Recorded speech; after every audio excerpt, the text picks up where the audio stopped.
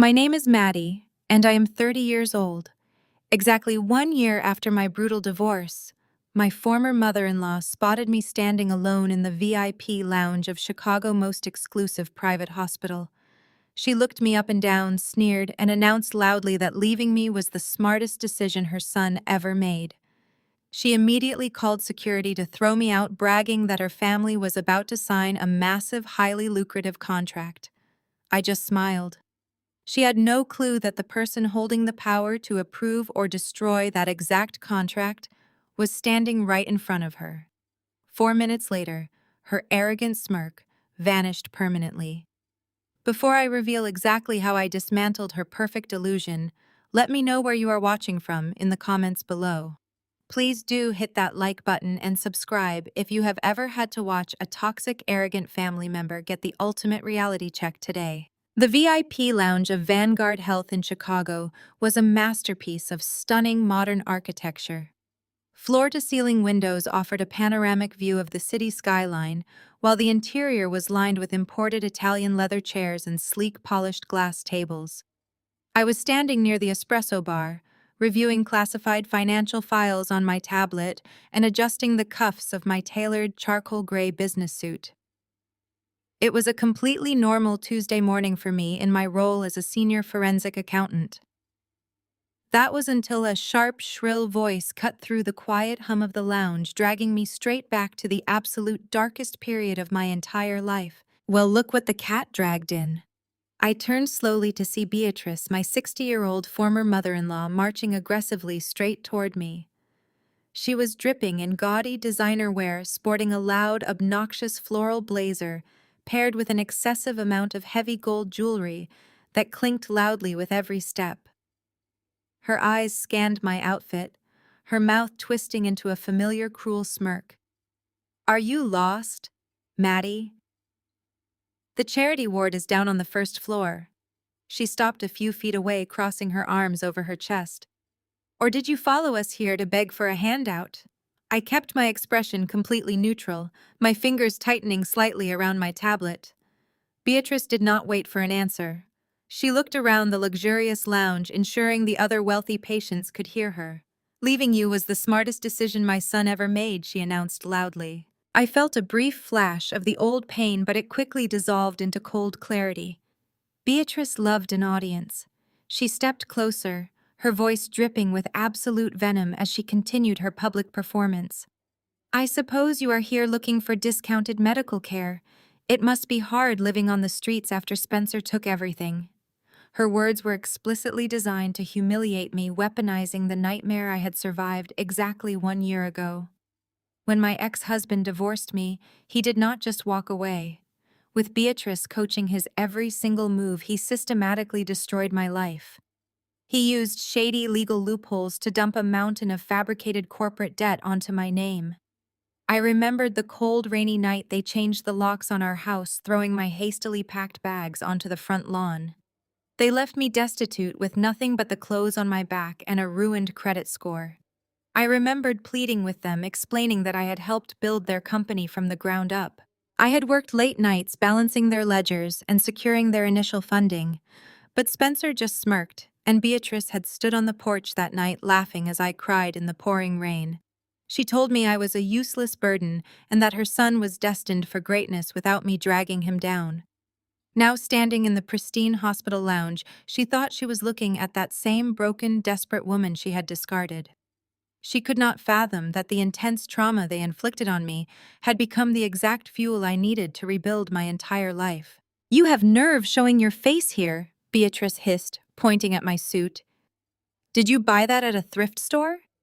Listen to me very carefully. You need to leave right now." She waved her hand, signaling to hospital security guards near the elevators. "Security, we have a problem," she yelled. The guards exchanged glances but began walking over. Beatrice glared at me. "My family is having a very important morning, Maddie. We are waiting to sign a life-or-death medical equipment contract today. It is a multi-million-dollar deal that is going to secure our company for the next decade." She took a step closer, lowering her voice into a vicious, menacing whisper. "Spencer business has been struggling, and this contract is the only thing that will save our company from total bankruptcy. I will not let a penniless vagrant like you ruin our big moment. Get out of my sight before I have you officially arrested for trespassing. The security guards were halfway across the lounge, their radios crackling. Beatrice crossed her arms, her chest puffed out with arrogant pride as she waited for me to cower or run away in tears. People at the nearby tables had stopped drinking their coffee, openly staring at the scene unfolding. A wealthy-looking older couple sitting next to us whispered to each other, their eyes darting between my professional attire and Beatrice's aggressive stance. I did not even move a single muscle of my body. I did not ever break eye contact with my former mother-in-law. Instead, I stood my ground, feeling a highly thrilling sense of anticipation building deep within my chest. The game she thought she was playing had finally ended 12 months ago, and the new game had just begun right now. My name is Maddie, and I am 30 years old. 1 year after my brutal divorce, my former mother-in-law spotted me standing alone in the VIP lounge of Chicago's most exclusive private hospital. She sneered and announced loudly that leaving me was the smartest decision her son ever made. She called security to throw me out, bragging her family was about to sign a massive contract. I just smiled. She had no clue the person holding the power to approve or destroy that exact contract was standing right in front of her. 4 minutes later, her arrogant smirk vanished permanently. Before I reveal how I dismantled her perfect illusion, let me know where you are watching from in the comments below. Hit like and subscribe if you have ever watched a toxic family member get the ultimate reality check. The security guards were mere inches away, their hands reaching out to grab my arms. Beatrice was vibrating with wicked glee. Her floral blazer shifted as she leaned forward to watch my humiliating exit. She took out her smartphone, ready to record the exact moment her former daughter-in-law was thrown onto the cold Chicago pavement like common trash. I stood still, waiting for the moment to speak. Before the guards could lay a finger on my suit jacket, frosted glass double doors at the far end of the lounge swung violently open. The atmosphere shifted instantly. The low chatter of the wealthy patients died down into a sudden silence. The security guards stopped dead in their tracks, dropping their hands and snapping to attention. Alexander Reed walked into the room. He was 45 years old and carried an aura of absolute intimidating authority. As the billionaire chairman of the hospital board, he owned the ground we were standing on. Beatrice recognized him instantly. She shoved the security guards out of her way, abandoning her crusade to have me arrested. Her entire demeanor flipped from vicious predator to desperate sycophant in a second. She plastered on a grotesquely sweet smile and hurried toward him. "Mr. Reed," she gushed, "what an honor to see you this morning. I am Beatrice Spencer, mother. We have our final contract meeting in just an hour, and I wanted to thank you for considering our medical equipment. We are fully ready to revolutionize your surgical wings and provide the best technology your hospital has ever seen." Alexander did not even break his stride. He stepped around Beatrice as if she were nothing but an inconvenient obstacle, her syrupy smile freezing painfully in place as he walked right past her without offering a single glance. He headed directly toward me. He stopped in front of me. To the horror of my former mother-in-law, the billionaire chairman bowed his head slightly in a gesture of profound professional respect. He held out a thick black leather portfolio stamped with the official Vanguard Health Golden Seal. "Good morning, Maddie Alexander," said his voice carrying effortlessly across the dead-silent VIP lounge. "I have the finalized audit reports you requested regarding the prospective vendors." He handed the heavy portfolio to me. I took it, feeling the satisfying weight of the documents inside. "Madam Director of Forensic Accounting, I leave this matter entirely in your capable hands." Alexander continued, projecting his voice so every person in the room could hear. "The board and I trust your judgment explicitly. The power to approve or terminate their company contract is entirely yours." The sound of Beatrice dropping her handbag echoed sharply across the tile floor. I watched with immense satisfaction as color drained instantly from her face. Her skin turned a sickly ashen gray. She stumbled backward, her knees hitting a sleek glass side table to keep her from collapsing entirely. Her mouth opened and closed repeatedly, but no sound came out. The woman who just seconds ago had threatened to have me arrested was now staring at me as if I had sprouted a second head. She looked frantically from Alexander to me, then back to the portfolio in my hands. The same portfolio that contained the life or death contract for her failing family business. I offered her a polite smile. The look of pure terror in her eyes was a masterpiece. She realized in that exact moment that the penniless vagrant she had just tried to throw out into the street was holding the literal financial guillotine over her entire family legacy. If I said the word, they would lose everything. Before Beatrice could attempt to stammer out an apology or fully process the shock of the situation, a soft, melodic chime rang through the lounge. The polished steel doors of the private VIP elevator slid smoothly open, revealing the next players in this unfolding tragedy. Spencer stepped out into the lobby. My ex-husband looked exactly as arrogant and self-important as the day he threw me out of our home. He wore a flashy suit, his chest puffed out with unearned confidence. Clinging tightly to his arm was Brittany, his 25-year-old mistress. She was heavily pregnant, wearing a dress that accentuated her swollen belly. They looked like the perfect triumphant couple stepping in to claim their massive hospital contract. Spencer scanned the quiet room and immediately locked eyes with me. He did not notice his mother standing pale, trembling, and speechless against the glass table. He did not notice the powerful billionaire board chairman standing respectfully at my side. He only saw his discarded ex-wife standing in the middle of a high-end hospital wing where she clearly did not belong. A cruel, familiar smirk spread slowly across his face. He puffed out his chest, leaned down to whisper something into Brittany's ear that made her giggle, and started walking purposefully in my direction. He adjusted his suit jacket, clearly preparing to deliver a brutal public humiliation, completely unaware he was strutting blindly into an inescapable death trap. Spencer closed the distance between the elevator and the espresso bar with the heavy, practiced swagger of a man who firmly believed he owned the entire building. His footsteps echoed sharply against the polished Italian tile, cutting through the tense silence of the lounge. He wore a custom-tailored navy suit that clung tightly to his shoulders. As he raised his left hand to adjust his silk tie, the heavy gold face of a brand-new Rolex caught the morning light. It was a deliberate, highly calculated gesture.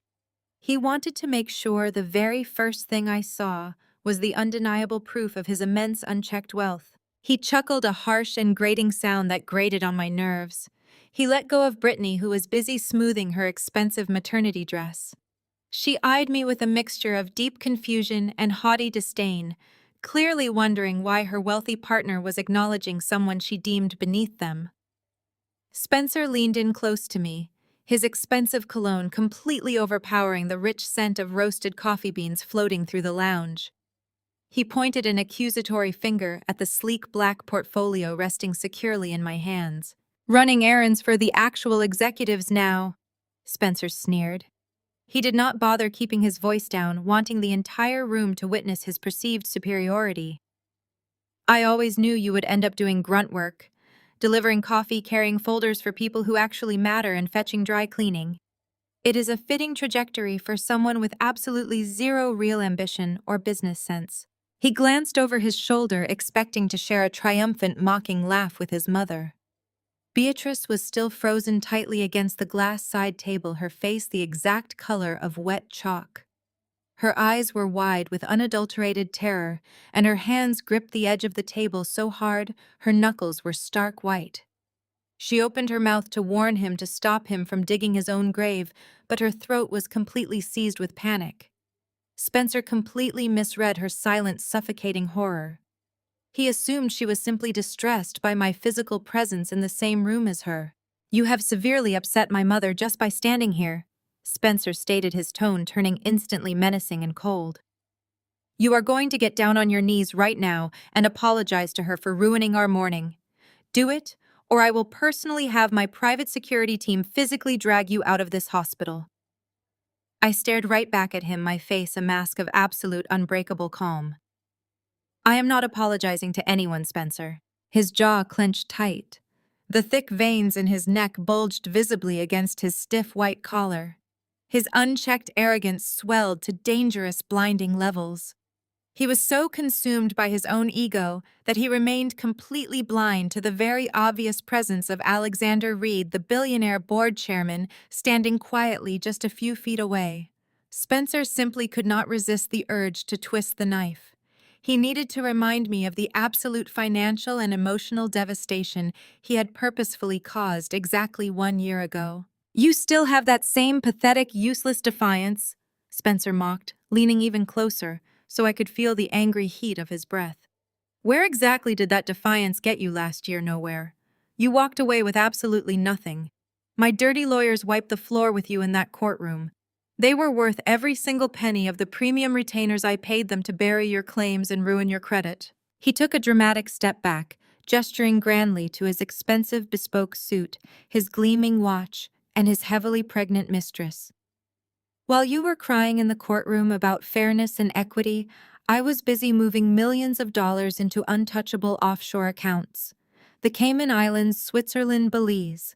My legal team set up 5 different invisible shell companies before you even realized I was filing for the divorce. I hid every single valuable asset we built together, and I purposefully left you to drown in a mountain of fabricated corporate debt. I won Maddie. I have the massive mansion, I have the booming company, and I have a beautiful young woman who can actually give me a proper heir." He tapped the crystal face of his Rolex aggressively. "This watch alone is worth substantially more than you will ever earn in a decade of running pathetic errands in this hospital. Now get on your knees and apologize to my mother before I destroy what little dignity you have left." I did not flinch. I did not blink. I did not show a single ounce of the intimidation he so desperately craved. Instead, I slowly and deliberately opened the heavy black leather portfolio Alexander Reed had just handed me. The crisp, thick white pages inside were filled with long columns of tiny numbers, specific dates, and highly classified international banking seals. "It is highly fascinating that you bring up your hidden offshore accounts today, Spencer," I said. My voice was incredibly steady, sharp as a razor, and it echoed clearly across the dead-silent VIP lounge. I looked down at the very first page of the Vanguard Health Vendor Audit Report. "Let us talk about those clever shell companies of yours, specifically Apex Global Holdings located in the Cayman Islands.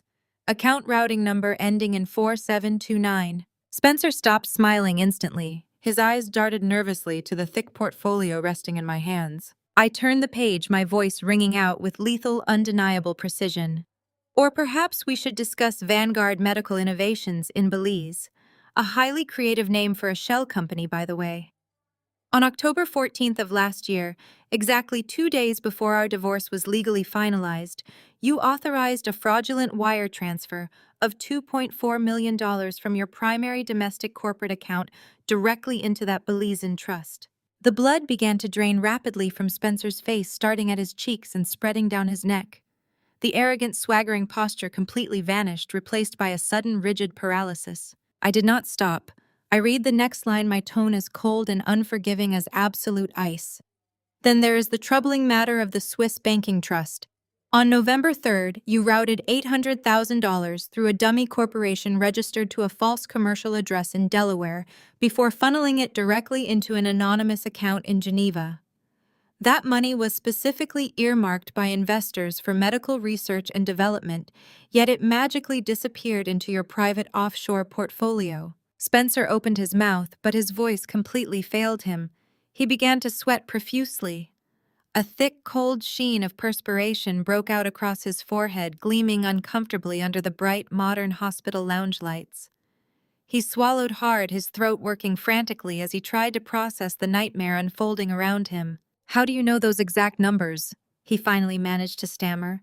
His voice had completely lost its booming bravado, dropping into a panicked, raspy whisper.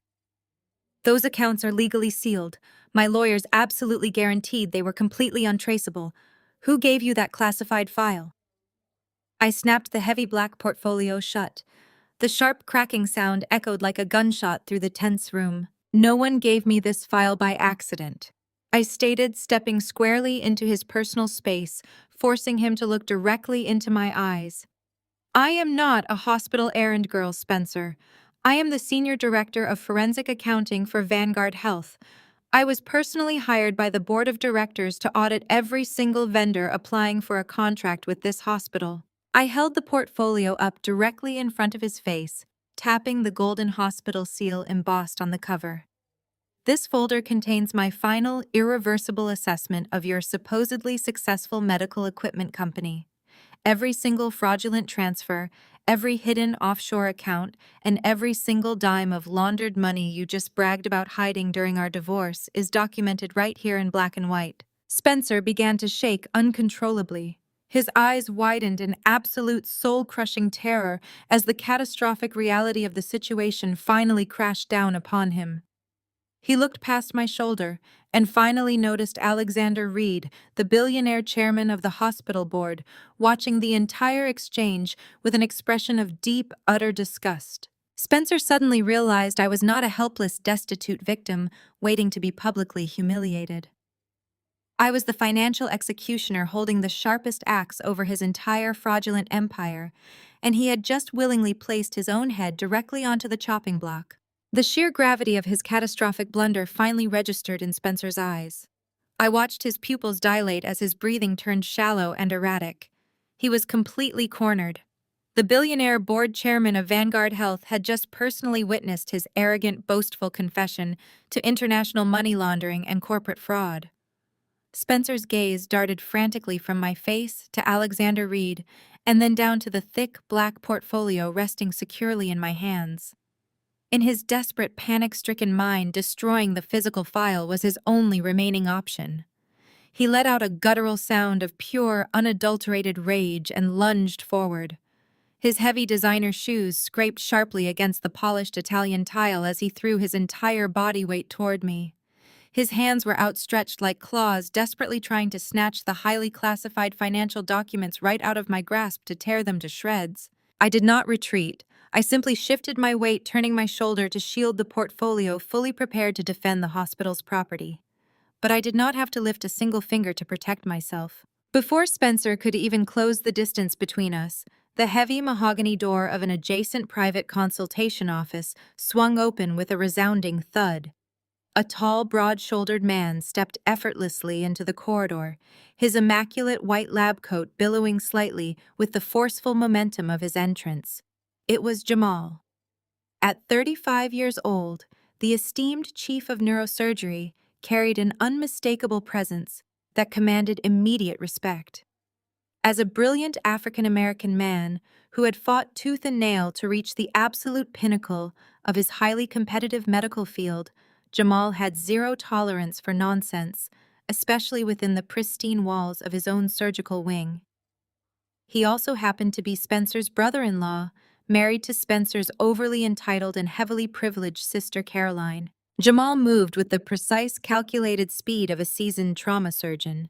He stepped directly between me and my charging ex-husband. He raised one large, steady hand and planted it firmly square in the middle of Spencer's chest. The physical impact stopped Spencer dead in his tracks, knocking the wind right out of him and sending him stumbling several steps backward. Spencer gasped for air, his face flushing a deep, furious crimson red. He glared at Jamal, looking entirely bewildered by the physical intervention. He quickly tried to leverage their familial ties, expecting blind, unquestioning loyalty from a man his family had routinely treated with thinly veiled condescension and blatant disrespect at every single holiday gathering. "Jamal, what do you think you are doing?" Spencer barked aggressively, fixing the lapels of his suit jacket. "Get out of my way right now. Tell that crazy ex-wife of mine to hand over those files. She is trying to ruin our company contract with some kind of fake fabricated financial audit. You are family, Jamal. Tell her to back off and push my contract through the approval process immediately." Jamal did not flinch. He did not show a single ounce of familial solidarity. Instead, his dark eyes narrowed with absolute freezing contempt. He stood perfectly tall, acting as an impenetrable brick wall between me and Spencer's volatile, escalating panic. Jamal reached into the deep pocket of his white coat and calmly pulled out his hospital-issued smartphone. He tapped the glowing screen once, scrolling through a digital document before looking back up at his arrogant, sweating brother-in-law. I am not telling Maddie to do anything, Spencer, Jamal stated, his voice resonating with deep, unwavering authority that demanded the attention of everyone in the lounge.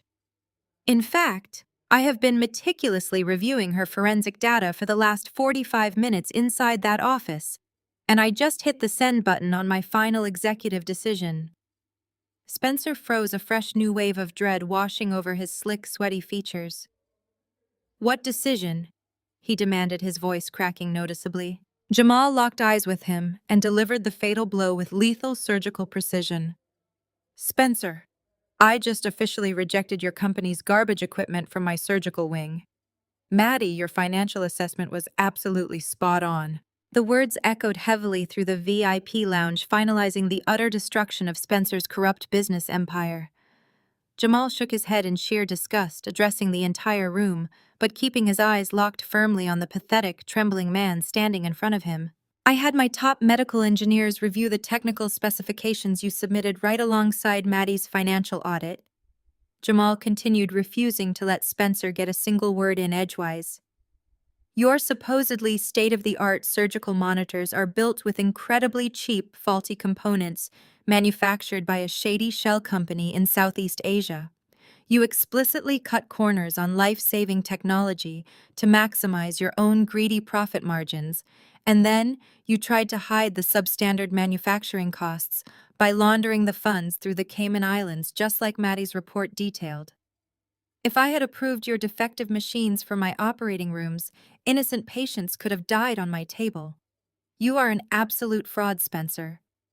The Vanguard Health contract is officially dead, and your company is permanently blacklisted from doing business anywhere within this hospital network. Spencer looked exactly as though he had been physically struck by a massive freight train. His entire arrogant world was rapidly collapsing in real time. The multi-million-dollar contract he so desperately needed to save his sinking company was completely gone. His illegal offshore accounts were fully exposed to federal authorities. The billionaire chairman he needed to impress had witnessed his entire pathetic meltdown. He stood completely paralyzed, gasping for air, like a fish thrown onto dry land, staring at Jamal with wide, uncomprehending, terrified eyes. Then out of nowhere, a high-pitched, piercing scream shattered the heavy, stunned silence of the corridor. Brittany, who had been silently watching her wealthy meal ticket disintegrate before her very eyes, suddenly sprang into frantic action.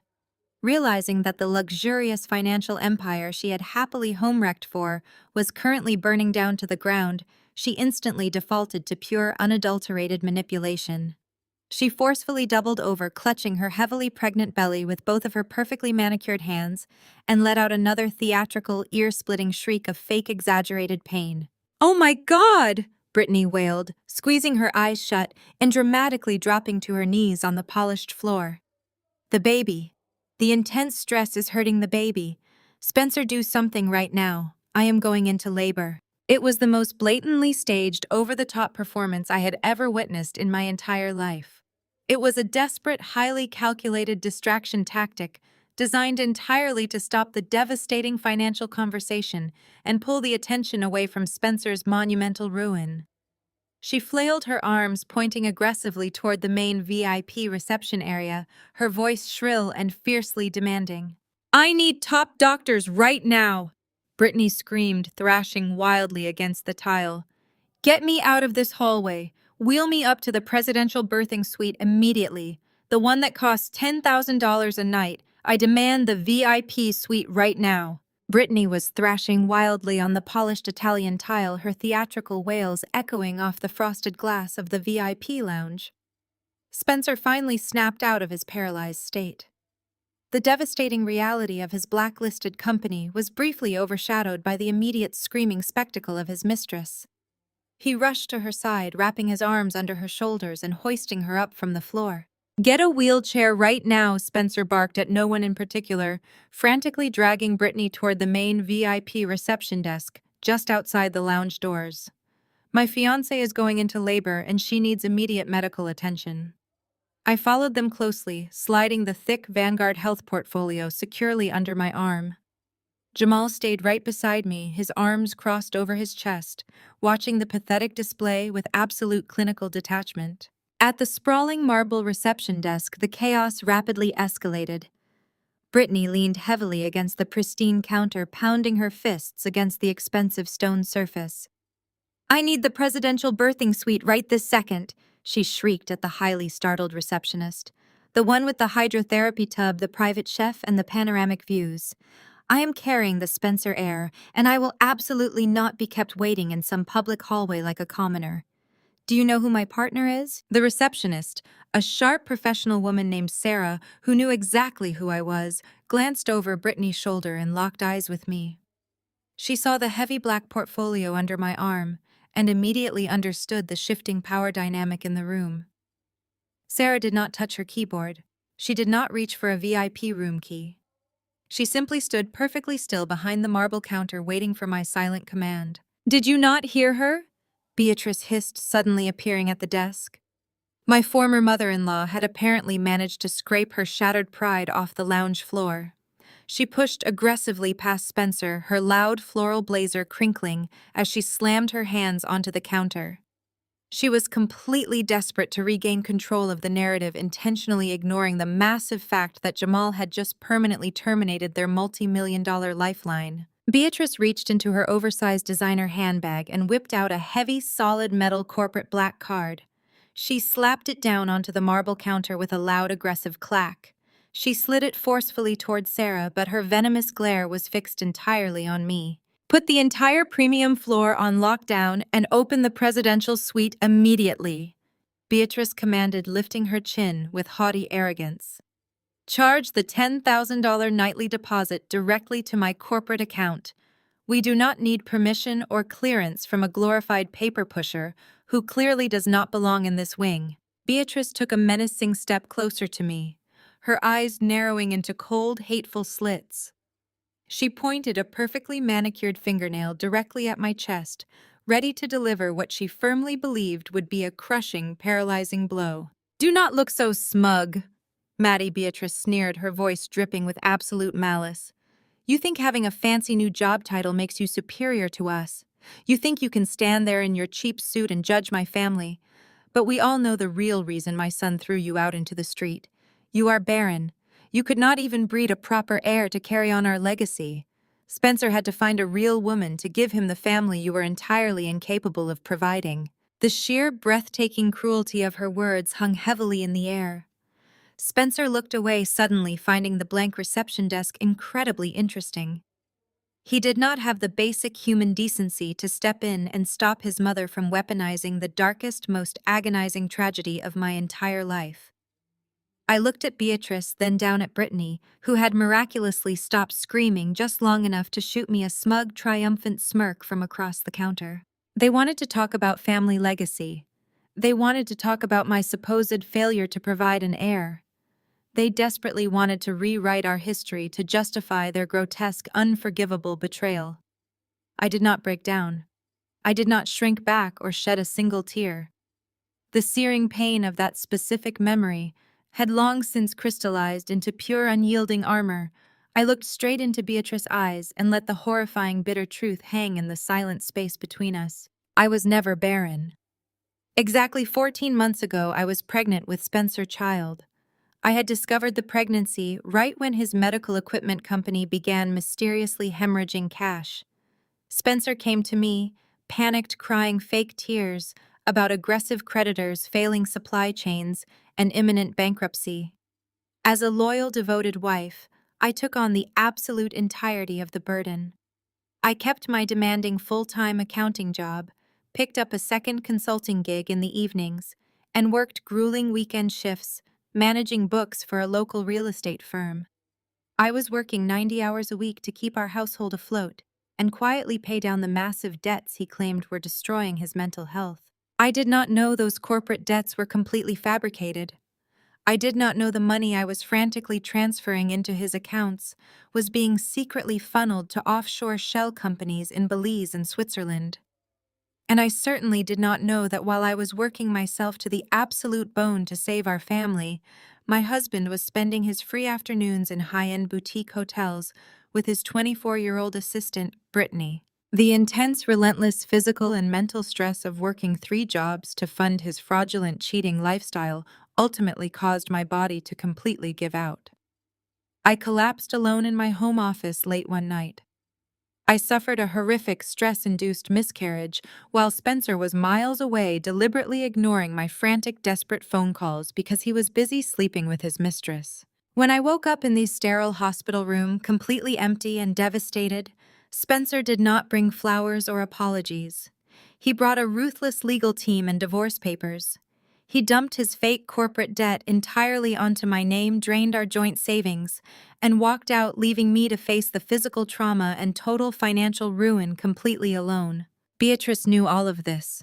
She knew exactly what her son had done, and she had gleefully helped him cover his financial tracks.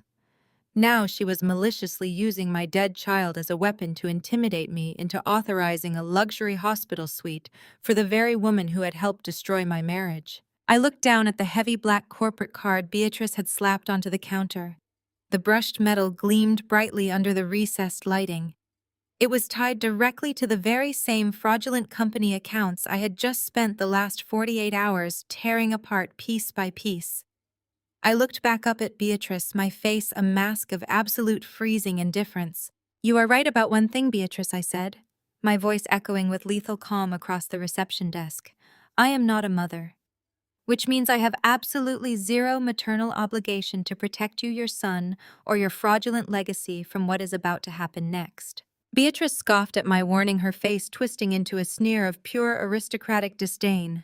She turned her back on me, completely deliberately dismissing my existence, and shoved her heavy black corporate card closer to Sarah, the receptionist. "Process the $10,000 deposit right this second." Beatrice barked, her voice echoing sharply against the pristine marble walls of the VIP lounge. "And send a top-tier medical team down here immediately. My grandson is about to be born, and we are absolutely done listening to the bitter, jealous ramblings of a discarded ex-wife." Sarah did not look intimidated in the slightest. She maintained her pristine professional composure, picked up the solid metal card, and smoothly swiped it through the terminal. The machine processed the transaction for 3 agonizing seconds before emitting a sharp, loud beep. A bright red error message flashed aggressively across the digital screen. "I am sorry, ma'am," Sarah stated, her tone entirely devoid of actual sorrow. "This card has been declined." Beatrice let out a harsh, incredulous gasp, her eyes widening in genuine shock. "Declined? That is a limitless corporate account. There are literally millions of dollars sitting in that portfolio. Your machine is clearly broken. Swipe it again." Sarah dutifully ran the thick metal edge through the card reader a second time. The exact same sharp beep echoed through the quiet reception area. The red light flashed twice, illuminating Beatrice's suddenly pale face. "Declined," Sarah repeated, pushing the card back across the smooth marble counter. "The transaction cannot be completed." "This is absolutely ridiculous," Spencer roared, stepping forward and physically shoving his mother out of the way.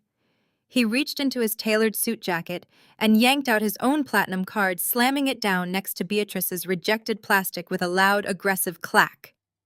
"The banking system must be experiencing a network glitch. Run my personal platinum account. And you better throw in a complimentary bottle of expensive champagne for the presidential suite after putting my family through this massive, unacceptable inconvenience."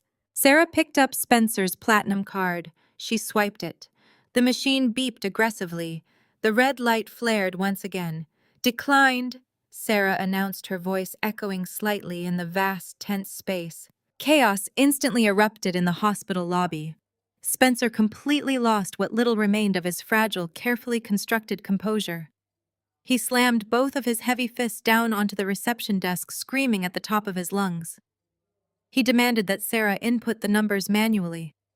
He aggressively cursed the banking system, shouting wildly about his massive wealth, his untouchable credit score, and his absolute supremacy.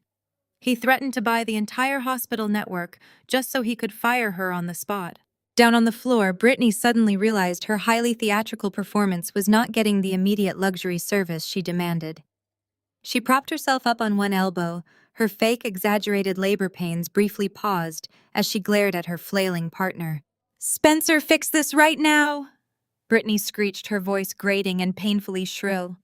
I am not having my baby in a standard filthy delivery room. Use another card, call your wealth manager, do whatever it takes to get me into the VIP wing right this second. I am trying, Spencer yelled back, his face turning a deep, dangerous shade of purple with unadulterated rage. The stupid terminal is locked up. I stood perfectly still, watching them tear each other apart over a useless piece of plastic. I reached into my bag and pulled out my secure hospital-issued tablet. I unlocked the screen, bringing up the master financial dashboard that connected directly to the federal database. I took a slow, deliberate step forward. Stop yelling at the receptionist, Spencer, I said. My voice was not loud, but it cut through his frantic screaming like a surgical scalpel. The machine works perfectly fine. Spencer spun around his chest, heaving his expensive silk tie askew. He glared at me, his eyes wild and utterly desperate. What did you do? He demanded, his voice dropping into a dangerous gravelly register. What did you do to my accounts? I held up my tablet, turning the bright digital screen so he could clearly see the long, detailed list of his corporate and personal bank accounts. Next to every single account name, from his domestic checking to his offshore shell companies, was a bold, glaring red lock icon. I gave him a lethal, unyielding smile. You seriously thought I was just a hospital auditor? I stated, savoring the absolute devastating destruction washing over his face. You thought Vanguard Health just let anyone dig freely into international shell companies. Spencer, I am an IRS authorized forensic accountant. I was brought in specifically because your highly suspicious financial activity flagged major federal alerts. Beatrice let out a strangled, breathless gasp, clutching her chest as if she had just been physically shot. I kept my eyes locked on Spencer, watching his entire reality shatter into a million tiny, irreparable pieces. I froze all of your corporate and personal accounts exactly 15 minutes ago for suspected money laundering and massive tax evasion. Every single dime you stole, every asset you hid, and every cent you currently claim to own is locked tight by the federal government. You have zero access to your wealth. You are completely broke. Spencer stumbled backward, hitting the marble counter with a heavy thud. His mouth opened, but no words came out. The arrogant, untouchable billionaire was gone, replaced entirely by a terrified, broken man, realizing he had just lost his entire kingdom. I turned my attention down to Brittany, who was staring up at me with wide, horrified eyes. The sudden realization that she had destroyed a marriage to secure a wealthy billionaire, only to end up with a penniless criminal, was written plainly across her heavily contoured face. There is no presidential suite. I told her, my tone completely devoid of any sympathy. I looked back at Sarah, the receptionist. Wheel her down to the public ward. She can wait for a standard bed just like everyone else. Before Brittany could unleash a new wave of furious, panicked screams, the heavy, automatic sliding doors at the entrance of the VIP lobby violently burst open. The sudden noise caused everyone to jump. Caroline Spencer's 34-year-old sister sprinted wildly through the entrance. She was usually the picture of perfectly poised, high society elegance, but right now she was a complete disaster. Her designer heels clicked frantically against the tile. Her hair was a messy, tangled bird's nest, and her expensive designer coat was buttoned crookedly. She was completely hyperventilating, struggling to pull oxygen into her lungs as she bolted straight past her husband, Jamal. She completely ignored Spencer. She ignored Brittany thrashing on the floor. She ran directly to her mother. Caroline grabbed Beatrice by both arms, her perfectly manicured fingernails digging deep into the fabric of her mother's floral blazer. Her eyes were wide with sheer, unadulterated panic. "Mom!" Caroline gasped, leaning in close, her voice a frantic, breathless whisper that carried loudly across the dead-silent lobby. "Mom, the financial police are raiding the mansion." Caroline's words hung suspended in the sterile hospital air. The financial police. A raid. The absolute finality of that statement severed whatever fragile thread of sanity Spencer had left. He did not freeze. He did not surrender. He completely and violently snapped. Before Jamal could intervene, before the hospital security guards stationed near the elevators could even register the sudden shift in the atmosphere, Spencer lunged at me. His heavy hand clamped down on my wrist like a jagged steel vice, his grip instantly bruising and desperate. He yanked me forward with a violent, terrifying force that nearly threw me off balance. I stumbled but quickly caught my footing as he dragged me forcefully away from the reception desk and straight toward the adjacent glass-walled meeting room. The heavy door slammed shut behind us with a resounding crack, instantly cutting off the chaotic screaming noise of the lobby. Spencer shoved me backward until my shoulders hit the cold, unyielding glass panel. He planted both of his hands against the wall on either side of my head, effectively trapping me in the corner. His chest was heaving. His eyes were wide, feral, and completely unhinged. The polished, arrogant billionaire facade was entirely gone. In his place stood a cornered, desperate animal completely stripped of his gilded armor. He leaned in so close I could feel the frantic, uneven heat of his breath radiating against my cheek. "You are going to fix this," Spencer snarled, his voice a low, vibrating growl of pure, concentrated malice. "You are going to take out that tablet log back into your federal database and lift the freeze on every single one of my accounts right this second. If you do not reverse this, Maddie, I swear to God I will personally destroy you. I will hire fixers. I will pay people who make problems like you permanently disappear. You have absolutely no idea what I am capable of when my survival is on the line. I will ruin your life. I will end your career, and I will erase you from existence. Unfreeze the money right now." He was shaking violently, his knuckles bone white against the glass. He actually believed he could still bully his way out of a federal indictment. He firmly believed that physical intimidation could magically erase years of severe, calculated financial crimes. I stared directly into his wild, bloodshot eyes. I did not shrink away from his massive frame. I did not tremble. I simply smiled, a cold, sharp, and lethal expression that made his aggressive posture falter for a fraction of a second. "I know exactly what you are capable of, Spencer," I replied, my voice ringing with absolute, unshakable authority within the confined space. "I know exactly how far you will go to save your own skin, because I found the paper trail you left 3 years ago. Did you really think I would never find the toxic business loans?" Spencer froze completely.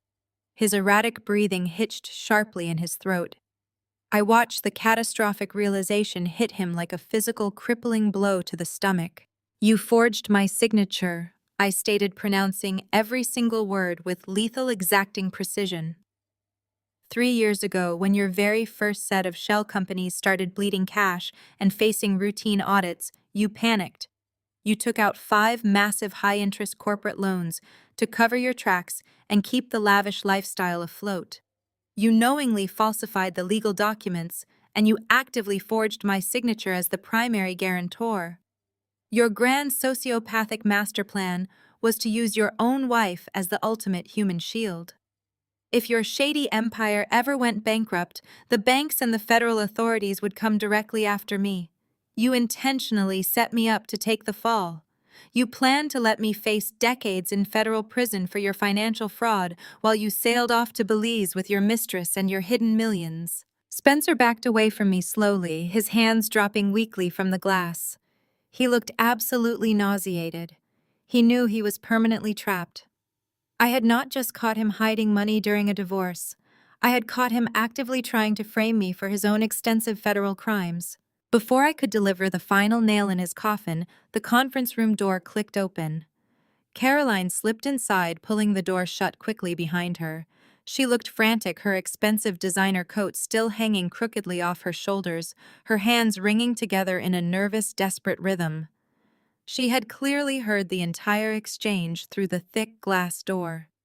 Yet instead of showing a single ounce of disgust for her brother's horrific actions, she instantly turned her manipulative sights directly onto me. She plastered on a tearful, deeply pleading expression, shifting smoothly into the role of the desperate, begging victim. "Maddie, please!" Caroline begged, her voice dripping with toxic, manufactured sweetness. "You have to stop this right now. You are tearing our entire family apart. We took you in when you had nothing. We gave you a beautiful home and a luxurious life you could never have afforded on your own. You owe us family loyalty. You cannot just destroy my brother over some silly financial mistakes." I stared at her, completely astounded by the sheer, breathtaking audacity of her gaslighting. She stepped closer, reaching out to grasp my hand with fake, sickening affection. "Think about Brittany," Caroline pleaded, pointing frantically through the glass wall to where the mistress was still causing a massive scene on the lobby floor. "Think about her unborn baby. You cannot leave a heavily pregnant woman entirely destitute and homeless. You know exactly what it is like to lose a child, Maddie. Do not force another innocent woman to suffer that exact same agonizing trauma. You know the dark, miserable pain of a miscarriage. Spare the baby from that stress. Just lift the freeze and let my brother fix this quietly." Caroline was actively weaponizing the most traumatic experience of my life, using my dead child as a manipulative bargaining chip to save her corrupt brother from federal prison. Caroline's words hung in the air, a putrid cloud of manipulation. I stared at my former sister-in-law, feeling absolutely no anger, only a profound, chilling pity. She was desperately clinging to a sinking ship, willing to use my deepest trauma to plug the holes of her brother's sinking empire. I took a slow step forward, forcing Caroline to retreat against the heavy glass door. "Family loyalty," I repeated, letting the words roll off my tongue with biting precision. "You stood by and watched your brother destroy my life. You knew about his affairs. You knew about his fake debts. You toasted to my misery while spending the money he stole from our joint accounts. Do not ever invoke the memory of my lost child to protect a criminal." Before Caroline could stammer out another pathetic excuse, the glass door was shoved violently open, smacking hard against the metal doorstop. Brittany stumbled into the confined meeting room. Her theatrical wailing had ceased, replaced by genuine, furious panic. She shoved past Caroline, grabbing Spencer by the lapels of his ruined, bespoke suit. "Spencer, fix this right now!" Brittany screeched, her face contorted in selfish rage. I tried to use my own platinum card, and the receptionist laughed at me. "Call David. Call your chief financial officer. Tell him to wire the cash for the presidential suite immediately. I am carrying your son. I will not be humiliated like this." Spencer looked wildly at his mistress, his eyes darting around the room like a trapped rat. "David is not answering his phone." Spencer gasped, his voice cracking with sheer desperation. "I have been texting him for the last 20 minutes. The accounts are frozen. Everything is gone." "Not exactly everything," a deep, commanding voice echoed from the doorway. Jamal strode into the glass-walled room. The chief of neurosurgery radiated a terrifying clinical calm. He reached back and pulled the heavy door shut, locking us all inside the soundproof space. He walked directly to the center of the sleek glass conference table and slammed a thick manila medical folder down onto the surface. The sharp slap of paper against glass made everyone in the room flinch. "I run this medical facility," Spencer Jamal stated, his voice devoid of any familial warmth. "When your mistress came to our premium maternity ward 2 weeks ago, demanding exclusive top-tier prenatal genetic testing to ensure her precious baby had no defects, she bypassed standard protocol. She used my name to expedite the lab work. Since I am the chief of surgery and technically listed as family, the primary genetic screening results crossed my desk for final administrative sign-off this very morning." Brittany immediately let go of Spencer's suit. Her face turned a sickly, translucent shade of gray. She stumbled backward, her hands dropping from her swollen belly to her sides. "You have absolutely no right to look at my private medical files," Brittany shrieked, her voice pitching into a hysterical defensive squeal. "That is a massive violation of privacy. I will sue you. I will sue this entire hospital." Jamal ignored her shrieking completely. He opened the folder, his dark eyes locked intensely on his brother-in-law. "The routine non-invasive prenatal testing requires a standard blood draw from the mother and a swab from the purported father to map the genetic markers," Jamal explained with surgical precision. "You submitted your DNA swab last month, Spencer. The lab ran the comparative sequence to check for hereditary anomalies. The results were highly conclusive." Jamal picked up the top sheet of paper and shoved it directly into Spencer's trembling hands. "That baby does not belong to you." Jamal delivered the lethal blow without a single ounce of hesitation. "There is absolutely zero genetic match. You are not the father." Spencer stared blindly at the medical document. His lips moved, trying to form words, but his vocal cords were completely paralyzed. He looked slowly from the genetic test results up to Brittany, who was now backed into the far corner of the glass room, weeping hysterically and shaking her head in frantic denial. "If it is not mine," Spencer whispered, his voice sounding hollow as if his soul had just been entirely scooped out of his body. "Then whose is it?" I looked at Brittany's terrified face, and the final piece of the financial puzzle slammed perfectly into place.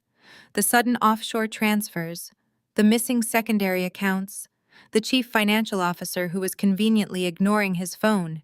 "It is David," I stated, the brutal reality echoing loudly in the small room. "Your chief financial officer is the father." Spencer whipped his head toward me, his eyes wide and completely unhinged. "I traced a secondary stream of embezzled funds during my audit," I explained, watching the absolute devastation wash over him. "Millions of dollars were carefully siphoned out of your primary shell companies over the last 6 months and routed into an untraceable trust in the Bahamas. I thought you were just hiding more money for yourself. But it was David. David and Brittany have been quietly robbing you blind right under your arrogant nose. They used your money to fund their own escape, and they used this fake pregnancy to keep you completely distracted while they drained your entire empire dry." The complete and total destruction of Spencer was finally absolute. He had thrown away a loyal wife, destroyed his own lucrative company, and committed massive federal crimes, all for a woman who was actively sleeping with his best friend and stealing his hidden fortune. The grand, powerful billionaire was nothing but a pathetic, gullible pawn in his mistress' scheme. Something inside Spencer fundamentally broke. The last remaining shred of his human sanity simply snapped. He let out a horrifying primal scream. It was a guttural sound of pure violent agony that vibrated through the glass walls. He dropped the medical file, his hands curling into vicious, tight claws. With a terrifying roar, he lunged directly across the conference room at the weeping, cowering Brittany, his hands reaching violently for her throat to strangle her. Just as his fingers brushed her neck, the heavy glass door of the meeting room was violently kicked open. Alexander Reed stood in the doorway, his face carved from solid granite. Flanking the billionaire chairman were 2 heavily armed FBI agents, their tactical weapons drawn and aimed directly at Spencer's chest. "Step away from the woman and put your hands flat against the glass." The command from the lead FBI agent sliced through the heavy, suffocating tension of the conference room. His tactical weapon remained raised, the laser sight resting squarely in the center of Spencer's chest. Spencer froze instantly. His fingers, hooked and ready to crush Brittany's throat, hovered uselessly in the air. The blinding homicidal rage that had consumed him just seconds prior evaporated, replaced by a stark, paralyzing terror. He slowly raised his hands, his breath hitching in his chest as he backed away from the cowering, sobbing woman on the floor. Alexander Reed stepped fully into the room, his tailored suit a sharp contrast to the tactical gear of the agents flanking him. The Vanguard Health chairman surveyed the pathetic scene with freezing, calculated detachment. He glanced at the discarded DNA results, then at the frozen billionaire before finally locking eyes with me. He gave a single approving nod. The trap had been successfully sprung. "Spencer Blackwell," the second federal agent announced, his voice devoid of any emotion. He holstered his weapon and moved swiftly across the room, grabbing Spencer by the shoulder and spinning him roughly against the glass wall. "You are under arrest for multiple counts of corporate fraud, wire fraud, tax evasion, and international money laundering." The harsh metallic click of the heavy steel handcuffs snapping shut around Spencer's wrists echoed like a gunshot. The sound represented the absolute, definitive end of his gilded empire. Spencer did not fight back. He slumped heavily against the cold glass panel, his face pressed against the transparent surface, his expensive suit wrinkling as the agent expertly patted him down. The untouchable, arrogant man who had thrown me out into the street was now being treated exactly like a common criminal. For 3 seconds, absolute silence reigned. Then Beatrice completely snapped. The sharp click of the handcuffs broke through her state of profound shock. She let out a piercing, hysterical wail that sounded entirely inhuman. It was the desperate, agonizing screech of a matriarch watching her family dynasty burn to the ground. She threw herself violently forward, her floral blazer catching on the edge of the marble table as she scrambled past Jamal and Caroline. "Stop it right now!" Beatrice screamed at the top of her lungs, her arms flailing wildly as she physically threw her body between the federal agents and her son. She clawed desperately at the lead agent's tactical vest, completely oblivious to the massive legal danger she was putting herself in. "Take those filthy things off him. You have absolutely no right to touch my son. Do you have any idea who we are? We are the Blackwell family. We own half of this city." "Ma'am, step back immediately, or you will be charged with assaulting a federal officer and obstruction of justice." The lead agent warned, his tone dangerously low. He easily deflected her manic grasping, using his forearm to create a solid physical barrier. Caroline rushed forward, her face streaked with mascara and tears. She grabbed her mother around the waist, pulling her back with frantic, terrified strength. "Mom, stop it! You are going to get yourself arrested!" But Beatrice was far beyond the reach of logic or reason. She thrashed violently in her daughter's grip. Her perfectly styled hair had fallen into her face, and her aristocratic composure was entirely shattered.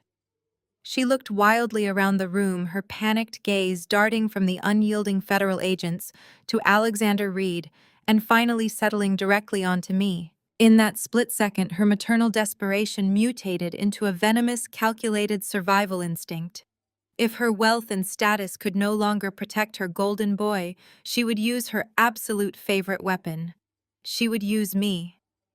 Beatrice ripped herself free from Caroline's grasp. She took a step toward the agents, pointing a shaking manicured finger straight at my chest. Her eyes were wide, manic, and completely devoid of any moral boundary. "You have the wrong person!" Beatrice shrieked, her voice echoing shrilly off the glass walls. "My son is completely innocent. He is the chief executive officer. He handles the high-level vision. He does not touch the day-to-day finances. He is the victim here.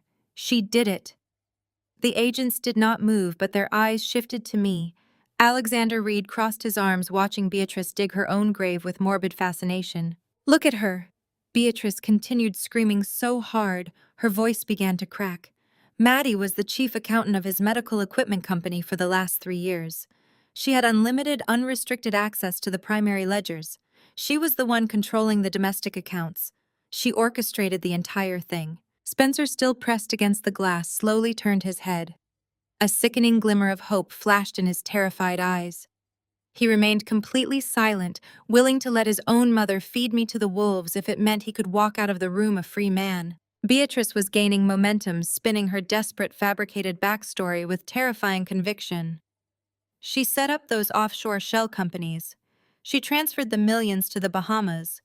3 years ago, when the supply chain failed, she took out those toxic corporate loans and deliberately forged my son's signature on the guarantor forms to cover her tracks.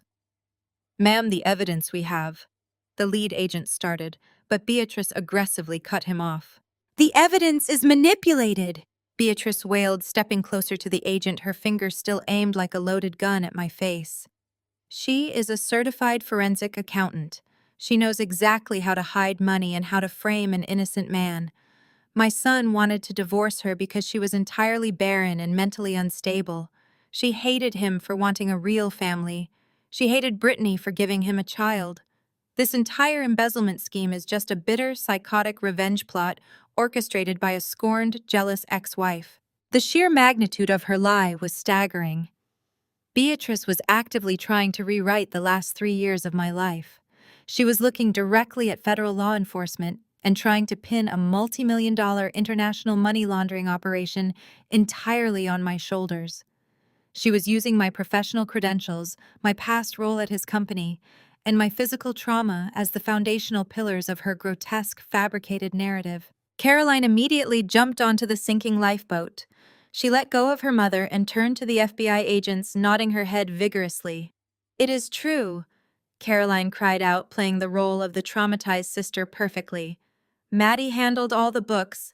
Spencer trusted her completely because they were married. She exploited his trust. She locked the accounts today just to make it look like she caught him, but she is the real criminal.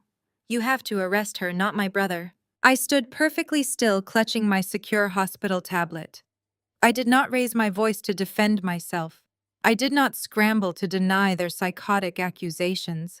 I let their venomous, desperate lies hang in the sterile air, fully aware that the federal agents flanking Alexander Reed had spent the last 48 hours building an airtight, irrefutable case against the man currently wearing their handcuffs. Beatrice was panting heavily, her chest heaving as she stared at the agents, waiting for them to release her precious son and slap the steel restraints onto my wrists. She truly believed her wealthy aristocratic authority could override federal law. She truly believed she could sacrifice me to save the Blackwell legacy. The lead FBI agent did not even blink. He did not reach for a notepad to record Beatrice's frantic, fabricated accusations. He did not shoot me a suspicious glare or pause his tactical operation to entertain the desperate shrieks of a cornered aristocrat. He simply looked at Beatrice with the cold, bored, unyielding expression of a man who had seen 1,000 wealthy criminals try to lie their way out of a federal indictment. "Step aside, ma'am," the agent commanded, his voice devoid of any patience or respect for her precious social standing. He forcefully brushed past Beatrice's outstretched arm, completely shattering her delusion of absolute authority. He grabbed Spencer by the bicep, yanking him away from the glass wall with a rough, efficient jerk. The heavy steel handcuffs clinked sharply as the agent locked them tighter around Spencer's wrists, ensuring there was absolutely zero room for physical escape. "Spencer Blackwell, you have the right to remain silent," the second agent began, his voice cutting through the ringing silence of the room, like a steady, undeniable drumbeat of doom. "Anything you say can and will be used against you in a court of law."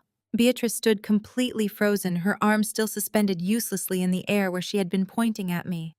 The realization that her massive wealth, her prominent family name, and her vicious lies held absolutely zero power over these men hit her with the force of a freight train. She let out a small, strangled gasp, her eyes darting frantically between the heavily armed agents and her captive, trembling son. Caroline shrank back against the doorframe, suddenly terrified of catching a federal obstruction charge. She pressed her hands over her mouth, watching in muted, paralyzing horror as the agents finished reading her brother his rights. I took a slow, deliberate step forward, moving right into the center of the room. The intense, recessed hospital lighting caught the edge of a small metallic object I pulled from the inner pocket of my tailored suit jacket. It was a heavy military-grade decryption USB drive. I held it up, letting the brushed metal catch the light, making sure every single person in the room saw exactly what had just destroyed their corrupt empire. "Sorry, Beatrice," I stated, my voice echoing with a lethal, crystalline clarity. "I was not unemployed for the last year." Beatrice slowly turned her head toward me, her face pale, slack, and entirely drained of its former haughty arrogance. "I was working deep undercover for the Federal Bureau of Investigation," I revealed, letting the absolute magnitude of those words sink deep into their bones. "When your son abruptly threw me out into the street and dumped his fabricated corporate debt onto my name, he inadvertently triggered a massive red flag in the federal banking network. The IRS immediately flagged the anomalous offshore transfers. The FBI needed an inside expert to untangle the incredibly complex web of international shell companies Spencer had built to hide his stolen assets. They needed someone who intimately knew his business structure, someone who recognized his administrative passwords, and someone he had completely discarded and underestimated. I took another step closer to Beatrice, my eyes locking onto hers with unyielding, righteous triumph. "Every single illegal offshore wire transfer your son made over the last 36 months has been tracked, categorized, and fully decrypted right here on this drive." I continued, my tone sharp and punishing. "I spent the last 12 months working out of a secure federal field office, tearing apart every single fake ledger, every dummy corporation in Belize, and every fraudulent loan document. I found the exact digital fingerprints where Spencer forged my signature. I handed the federal government the entire blueprint of your family's criminal enterprise on a silver platter." Spencer let out a pathetic, whimpering sob. His knees buckled drastically, the federal agents having to physically haul him upright by his arms to keep him from collapsing onto the polished tile floor. I turned my gaze directly onto my former husband, watching his soul completely fracture. Forcing me out of the house to cut your financial ties to me was the dumbest mistake you ever made. By stripping my name off the primary accounts and aggressively isolating me from your domestic assets during the divorce, you legally and completely severed my liability. You gave me total federal immunity, and you provided me with the absolute perfect vantage point to burn your entire world to the ground. Alexander Reed stepped forward, standing shoulder to shoulder with me. The powerful chairman looked down at Spencer with pure, unfiltered disgust. Vanguard Health does not do business with felons. Your company is being seized by the federal government as we speak to pay back your defrauded investors. Your hospital contracts are permanently terminated. You are finished. No, Spencer wailed, his voice cracking into a high, pathetic pitch. Tears streamed rapidly down his face, ruining his arrogant facade. Mom, do something. Caroline, call the lawyers. Call somebody. Move, the lead agent commanded. The two FBI agents grabbed Spencer by his upper arms and began physically dragging him toward the door. Spencer thrashed weakly, his expensive Italian leather shoes dragging uselessly across the floor. He sobbed uncontrollably, crying out for his mother, begging for a wealth manager who was already cooperating with the authorities, and screaming in absolute terror as the reality of his future in a federal penitentiary crashed down upon him. Jamal stepped aside, holding the heavy glass door open as the agents hauled the weeping broken billionaire out of the meeting room and into the main lobby, parading him past the stunned hospital staff and his utterly humiliated mistress. Beatrice watched her golden boy get dragged away in chains. Her mouth hung open in a silent, horrified scream. The invincible Blackwell legacy was officially dead. Her endless supply of stolen money was completely gone. Her son was going to federal prison, and she was going to face relentless scrutiny for her own role in hiding his assets. The sheer overwhelming reality of her total destruction finally registered. It was not a metaphor. It was not a panic attack.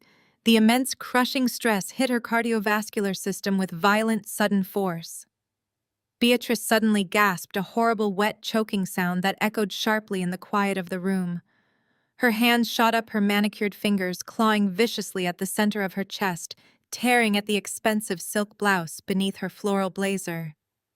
Her eyes rolled back wide with genuine, agonizing physical terror. Her knees gave out instantly. She collapsed hard onto the cold hospital floor, her body hitting the tiles with a heavy, sickening thud. She twisted onto her side, fighting for air that simply would not enter her lungs. Jamal! Beatrice screamed, her voice a weak, gurgling rasp of pure agony. She reached a trembling, desperate hand toward her son-in-law. Jamal, please, save me, save. Her eyes fluttered wildly as a massive, genuine cardiac event ripped through her chest, leaving her writhing on the floor of the very hospital suite she had just arrogantly tried to buy. Beatrice's manicured fingernails scraped frantically against the polished marble floor tiles as her body convulsed. Her breaths came in sharp, ragged gasps, each inhalation sounding like tearing paper in the deafening silence of the glass-walled room.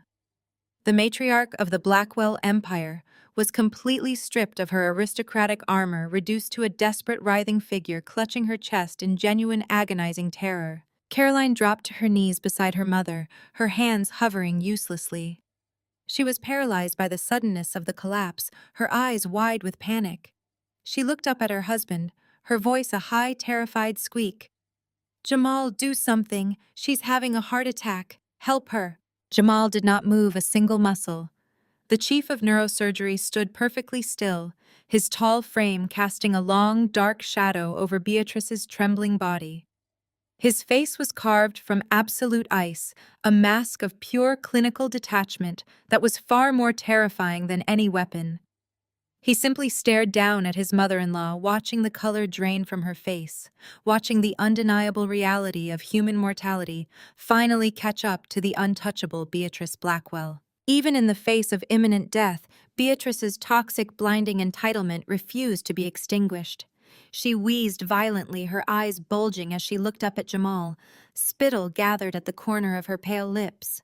Call the elite cardiac team!" Beatrice gasped, her voice a wet, rattling demand. She wasn't pleading. She was issuing a command. Her hand reached out, grabbing the hem of Jamal's tailored trousers with a desperate clawing grip. "Get the chief of cardiology down here immediately. VIP protocol. Do it now." Jamal slowly looked down at her clutching hand, his expression utterly unreadable. Beatrice coughed a terrible wet sound, but her venomous gaze shifted past Jamal and locked onto me where I stood silently watching the collapse of their dynasty. The hatred in her eyes was a physical force, a dying animal trying to inflict one last lethal bite. "And fire her!" Beatrice wheezed, her chest heaving violently. She pointed a shaking, crooked finger at my face. "Fire Maddie. She destroyed this family. She ruined Spencer. Use your authority on the board. Fire that lying, vindictive bitch right now, Jamal. Promise me you will destroy her." The absolute absurdity of the demand hung heavily in the sterile air. Beatrice Blackwell was currently suffocating on the floor of a hospital, her heart actively failing her son, being dragged into a federal transport vehicle in handcuffs, and her absolute highest priority was demanding that her son-in-law fire the undercover federal informant who had exposed their crimes. Jamal reached down and calmly, methodically peeled Beatrice's desperate fingers off his trousers. He stood perfectly straight, towering over her, radiating a terrifying, absolute authority. "You have a lot of nerve barking orders from the floor, Beatrice," Jamal stated, his voice ringing with a cold, lethal precision that commanded the entire room. "You are actively experiencing an acute myocardial infarction. The left anterior descending artery is likely completely blocked. Every second that ticks by is causing irreversible necrosis to your heart muscle. You are dying, Beatrice, and yet your final thoughts are consumed by your own bottomless, racist arrogance." Beatrice choked, her eyes widening in sheer, unadulterated panic as Jamal's clinical assessment of her impending death washed over her. She tried to speak, but only a gurgling gasp escaped her throat. "For 8 years, Jamal continued, his voice dropping into a low, dangerous register that vibrated against the glass walls. "For 8 long, excruciating years, I have smiled politely while you sat across from me at country club dinners and made your thinly veiled, disgusting comments. I listened as you loudly complained about affirmative action. I stayed perfectly silent when you introduced me to your wealthy, aristocratic friends as the hospital's diversity hire, deliberately undermining my medical degrees, my surgical record, and my position as chief of surgery." Caroline looked up at her husband, tears streaming down her face, her jaw trembling as the ugly, suppressed truth of her family's bigotry was finally dragged into the harsh, unforgiving light. Jamal did not look at his wife. His dark, furious eyes remained locked entirely on the gasping, terrified woman on the floor. "You treated me like a stray dog that Caroline dragged into your pristine white mansion." Jamal delivered each word like a surgical strike. "You constantly whispered behind my back that I was a leech. You told your friends I only married your daughter to elevate my own social standing, that I was desperate to attach myself to the great, powerful Blackwell name to escape my own background. You viewed me as a classless opportunist feeding off your generational wealth." Beatrice was turning a sickly shade of bluish-gray. Her hands clutched her chest tighter, her body curling inward as the agonizing pressure in her chest multiplied. She let out a pathetic whimpering moan, a sound completely stripped of her former pride. "But that is the grand, pathetic irony of your entire miserable existence, Beatrice," Jamal said, leaning slightly forward, his voice a razor-sharp whisper that sliced through the room. "The great Blackwell fortune was nothing but a fragile house of cards propped up by Spencer's massive federal fraud.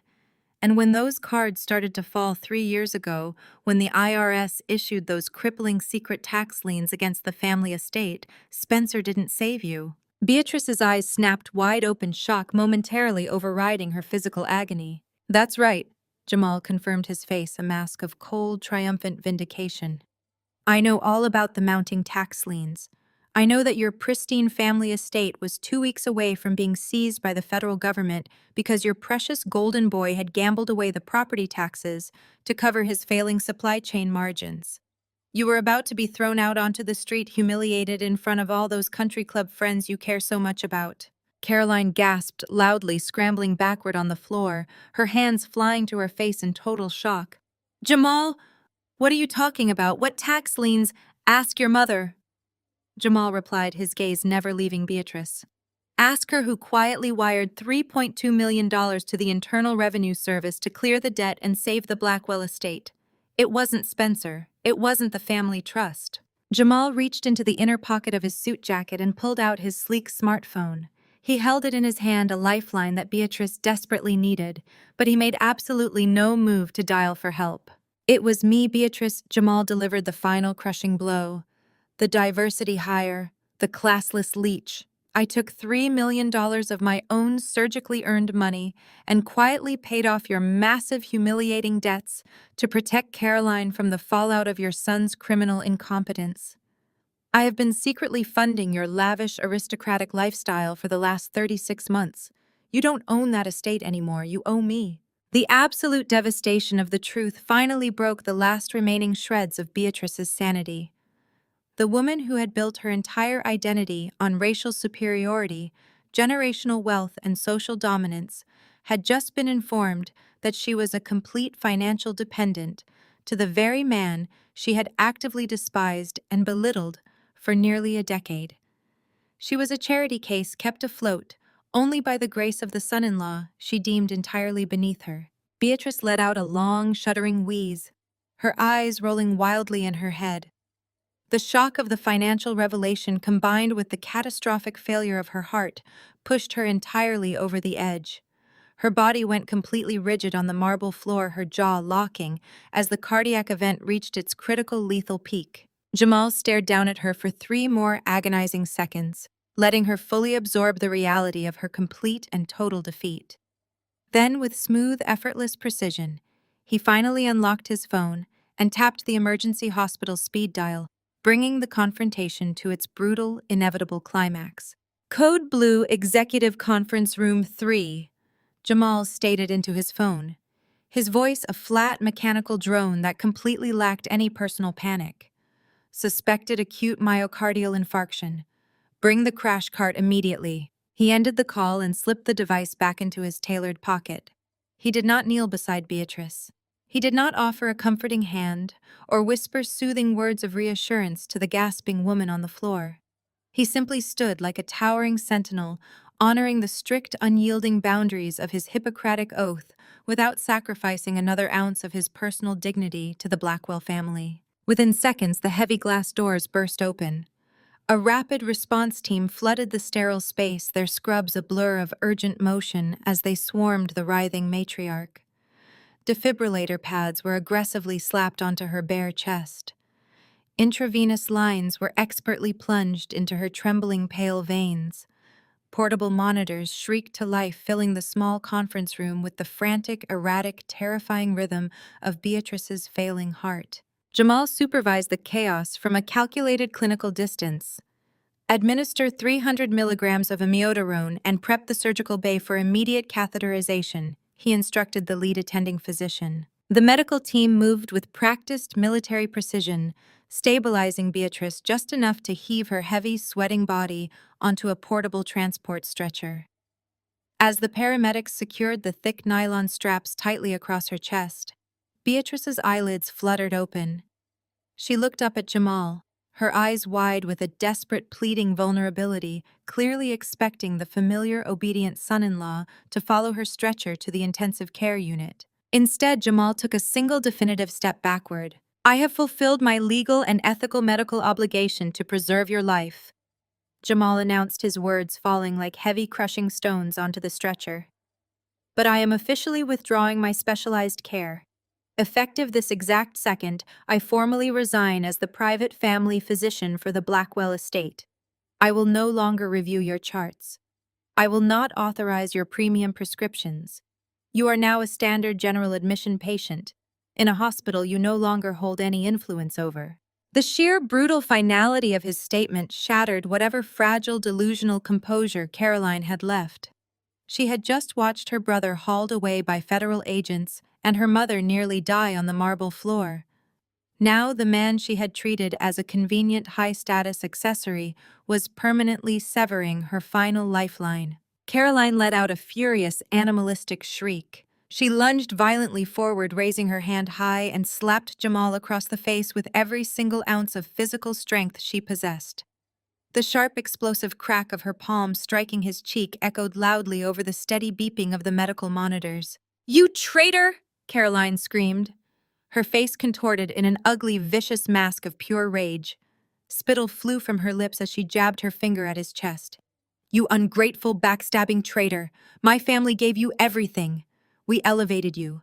We brought you into high society. You are nothing without the Blackwell name." Jamal did not flinch. His head barely moved from the impact of her strike. A faint, angry red mark slowly bloomed across his strong jawline, but his dark eyes remained completely dead, devoid of any warmth or affection. He stared at his hysterical wife with absolute chilling apathy. Slowly, without breaking eye contact, Jamal raised his left hand. His gaze dropped to the thick gold band resting heavily on his ring finger. With a smooth, deliberate, unhesitating motion, he gripped the metal and slid it off. He reached out and dropped the wedding ring directly onto the sleek glass conference table.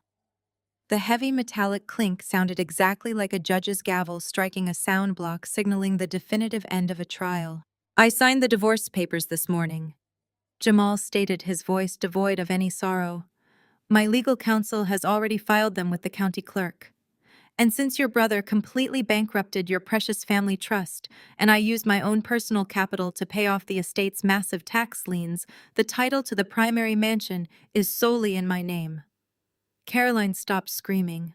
The blood rapidly drained from her face, leaving her looking sickly and hollow. "The deed to the summer house is in my name," Jamal continued, stepping closer, forcing her to look up at him. "The registrations for the 3 sports cars you drive are in my name. The entire foundation of your luxurious lifestyle belongs exclusively to me." Caroline stumbled backward, her designer heels slipping on the polished floor. The breath was knocked completely out of her lungs. "You have exactly 24 hours to get your designer clothes, your expensive shoes, and your jewelry off my property." Jamal delivered the final devastating blow with surgical precision. "When the clock strikes noon tomorrow, the private security gates will be permanently locked. If you or any member of your disgraced family attempt to enter, I will have you immediately arrested for criminal trespassing." Caroline crumpled against the glass wall, sliding down to the floor in a heap of total agonizing defeat. Her luxurious, sheltered, arrogant life had just been violently incinerated in a matter of minutes. Jamal turned his back on his soon-to-be ex-wife. He walked directly over to where I was standing near the doorway. He extended his large, steady hand. I reached out and shook it firmly, feeling the profound mutual respect passing between us. "Thank you, Maddie," Jamal said, a genuine note of profound relief finally warming his voice. "Thank you for finding that offshore data. Thank you for executing this trap and helping me see the absolute truth about the people I married into. You gave me my life back." "You earned your freedom, Jamal," I replied, holding his gaze. "Enjoy every second of it." Alexander Reed stepped forward, buttoning his suit jacket. The Vanguard Health chairman had seen entirely enough of the Blackwell's toxic criminal melodrama. He signaled to the burly hospital security guards who had arrived directly behind the rapid response medical team. "Get this entire family out of my premium wing," Reed commanded, his voice brokering absolutely zero argument. "Downgrade the mother to a standard public ward on the lower levels and escort the daughter off the premises immediately. They are no longer VIPs. They are a massive liability." The security guards moved in aggressively, flanking the weeping Caroline to forcibly remove her from the suite. The paramedics unlocked the wheels of Beatrice's stretcher, preparing to roll the disgraced, utterly humiliated matriarch out into the chaotic, unglamorous public corridors of the hospital. Suddenly, Beatrice let out a feral, rattling gasp. She pushed herself up against the nylon medical restraints with a final desperate surge of manic survival energy. She plunged her trembling hand deep into her discarded designer bag resting at the foot of the stretcher. With a crazed, wild look in her sunken eyes, Beatrice ripped a crumpled, yellowed piece of paper from the expensive leather interior, holding it up into the air like a weapon. Beatrice clutched the crumpled, yellowed piece of paper like a holy relic, refusing to let go, even as the paramedics expertly stabilized her condition. Her breathing was still shallow, but the immediate threat of death had passed, leaving behind only her raw, venomous determination. The hospital staff swiftly and efficiently transferred her from the luxurious premium stretcher into a rigid standard medical transport wheelchair. The squeak of the rubber wheels against the polished tile marked her immediate demotion. The paramedics pushed the wheelchair out of the opulent, quiet corridors of the VIP wing and thrust her directly into the chaotic, echoing expanse of the hospital's main public lobby. Alexander Reed Jamal and I followed closely behind, stepping into the massive atrium. The harsh, buzzing fluorescent lights washed over the crowded waiting areas, illuminating hundreds of exhausted patients, crying children, and overwhelmed families. It was the exact environment Beatrice despised, a space entirely devoid of privilege. Beatrice slapped the paramedic's hand away, forcing the wheelchair to an abrupt halt right in the center of the bustling lobby. She straightened her ruined floral blazer, took a deep rattling breath, and thrust the yellow document high into the air. "You think you can throw me out into the street like common trash?" Beatrice shrieked, her voice slicing through the ambient noise of the lobby like a siren. "You think you can dump me in a filthy public ward and leave me to rot? You think your little federal operation stripped me of my protections? But you are completely wrong, Maddie. You are legally fully bound to pay for every single premium treatment I demand." I stepped forward, narrowing my eyes at the document waving furiously in her manicured grip. As the harsh lobby lighting hit the paper, I recognized the thick, textured legal stationery. I recognized the bold black heading at the top of the page. Most importantly, I recognized the distinctive slash of my own signature in blue ink sitting right next to a bright red notary stamp. A cold, sickening wave of realization crashed over me. It was a comprehensive medical proxy, an unconditional financial guarantor agreement. The memory from exactly 2 years ago slammed into my mind with brutal, unforgiving clarity. It was a rainy Tuesday evening. Spencer had marched into our kitchen carrying a massive 2-inch thick stack of dense legal documents. He had smiled his charming, devastatingly fake smile, claiming they were just routine life insurance policy updates mandated by his corporate board of directors. He insisted they needed to be signed and filed by morning.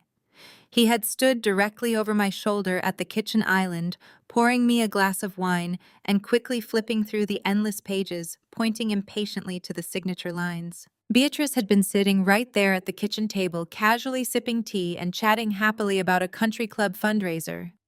She had actively distracted me, keeping my attention entirely off the dense legal jargon. They had worked together flawlessly. They had buried this catastrophic financial trap deep within 50 pages of innocuous insurance paperwork. Spencer and Beatrice had intentionally, maliciously tricked me into signing a legally binding contract that named me as the sole financial guarantor for Beatrice's medical emergencies. They had plotted to ensure that if her health ever failed, my personal accounts would be drained to cover her exorbitant medical expenses, completely shielding their own wealth from the hospital billing department. "You tricked me?" I stated, my voice echoing with pure, unfiltered disgust as I stared down at the scheming woman in the wheelchair. "You buried that guarantor form under a mountain of fake life insurance updates. You planned this from the very beginning to use me as your personal bank account." Beatrice did not care about the truth. She only cared about leverage, and she had an entire lobby full of unsuspecting strangers to use to her advantage. She spun her wheelchair around to face the crowded waiting areas.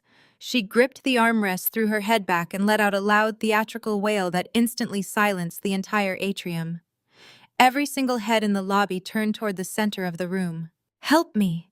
Beatrice cried out, projecting her voice with the skill of a seasoned stage actress. She pointed her trembling, violently shaking finger directly at me, making sure every stranger in the room knew exactly who the villain was. "Look at this horrible woman. Look at my rich, heartless daughter-in-law. I am a dying old woman. My heart is failing. I just suffered a massive cardiac event, and she is abandoning me right here on the floor." The murmurs rippled through the lobby instantly. Exhausted families and waiting patients shifted in their plastic chairs, their eyes darting between my tailored suit and Beatrice's pathetic slumped posture in the transport wheelchair. She works for the federal government. She has millions of dollars sitting in her private accounts. Beatrice wailed loudly, spinning her flawless, venomous lies to the captive audience.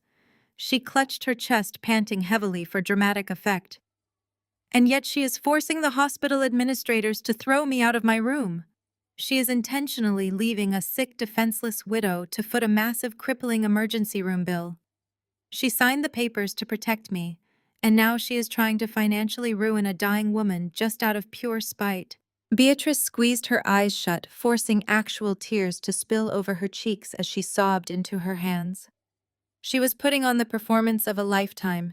She was actively creating a massive, humiliating public scene, banking on the fact that I would be too embarrassed by the social pressure to fight back.